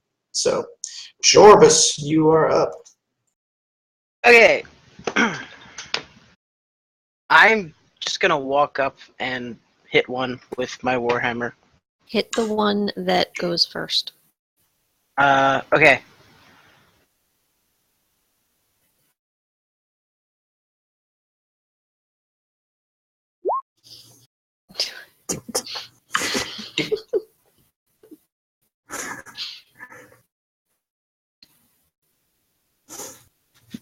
I should probably close Steam because it keeps popping up in the window of, you know, so-and-so's playing this and so-and-so's playing that.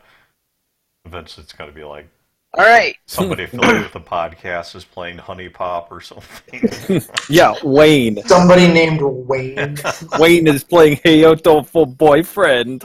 Wayne got the Humble Bundle Honey Pop and has not left his room since. All right. He was fired. George rolled weeks a ago. 21. Please give me George. Fire. It's the happiest he's ever been. He's sort of just subsisting on disability. Oh, no. From All right. Wayne, there's a 55-gallon drum of lube for you. Did you order this? Alden brings bring it his in, woman. warhammer crashing around in an arc that hits the orc straight in the gut and blows her ribcage out up from there into a shower of wormy slime. Hey, save those the ribs for worms are barbecue. loose. That orc is dead. Top of the order, Anna, you're up. I'm gonna shoot the other one. Milady. Boss. Stop doing that. Give me an attack roll, lady. Now I'm going to go Well, buy 20 a fedora just to tip. Every 20 will hit turn. or I'll go back to my closet and put my derby hat on. Don't challenge me. No, it needs to be a fedora. I need to grow a neck It's not a beard. fedora, it's just That's a how you derby. tip my fedora. This guy's not injured, right? No, but his hit points are pathetic. He did 5 damage. Alright. You find the orc's unprotected neck with your arrow and kill it in one glorious shot. Thwack. Oh man, we're gonna kill stupid ones. Alright. There are ever more sacks and bags and crates piled around this room. And you can see another exit also concealed, much as the one you came in was. But you can tell from here that it just goes back to that room in the middle that had that brackish well in it that you got to this room from. John, you said that they were in the middle of a demonic ritual of some kind. I have that book of demonology. Based on either iconography, the way they're made up, words that I heard, can I identify what demon or what brand of demon they were trying to entreat? I'll give you a knowledge roll for that. Arcana, I assume. Yeah, with your proficiency and all that stuff. Fire. While he's doing that, can I search the shaman for some type of spellcasting accoutrement or spell book? You do not find a spell book. You find a component pouch that's woefully understaffed by your standards, but has some of the basic stuff for sleep and cause fear and feather fall and all that good stuff. You also find a flask Or tankard. or tankard, a flask or tankard that has alchemist fire in it. So you can throw that at people if you want to. Do whatever you want with it. Hey Anna, you want some alchemist fire?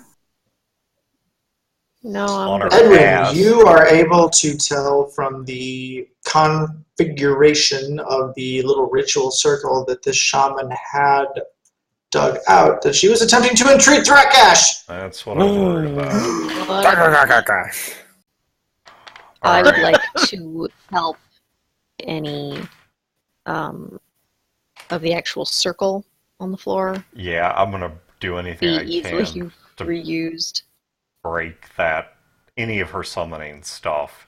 If she had a ritual circle, anything, I'm gonna do everything I Trash can the to room, break it up. basically.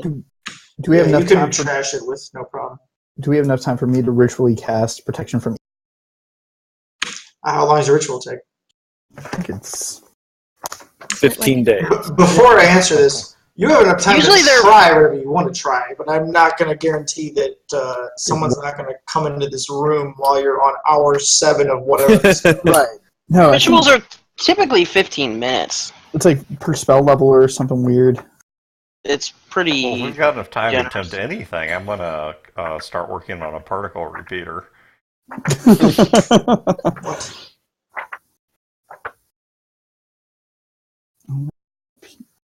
There any books in here? Like a library? There are not. Library. All right. Well, fun fact: it is not a ritual, so I can't even do that. Not going to do it. Gonna. Is there a chair in here? The ritual version of a spell takes 10 minutes longer than normal. So then 10 minutes of one action, but it's not a ritual, so never mind. Can't even. Okay.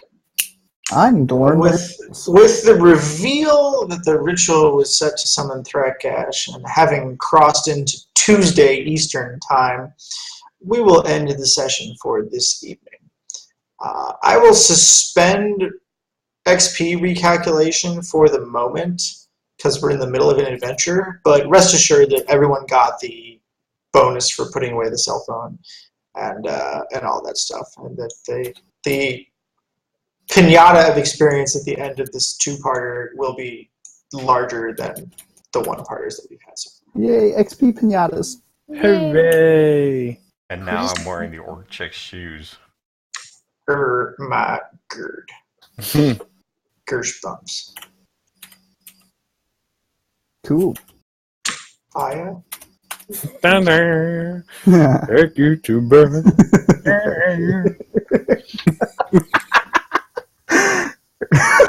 See you burn.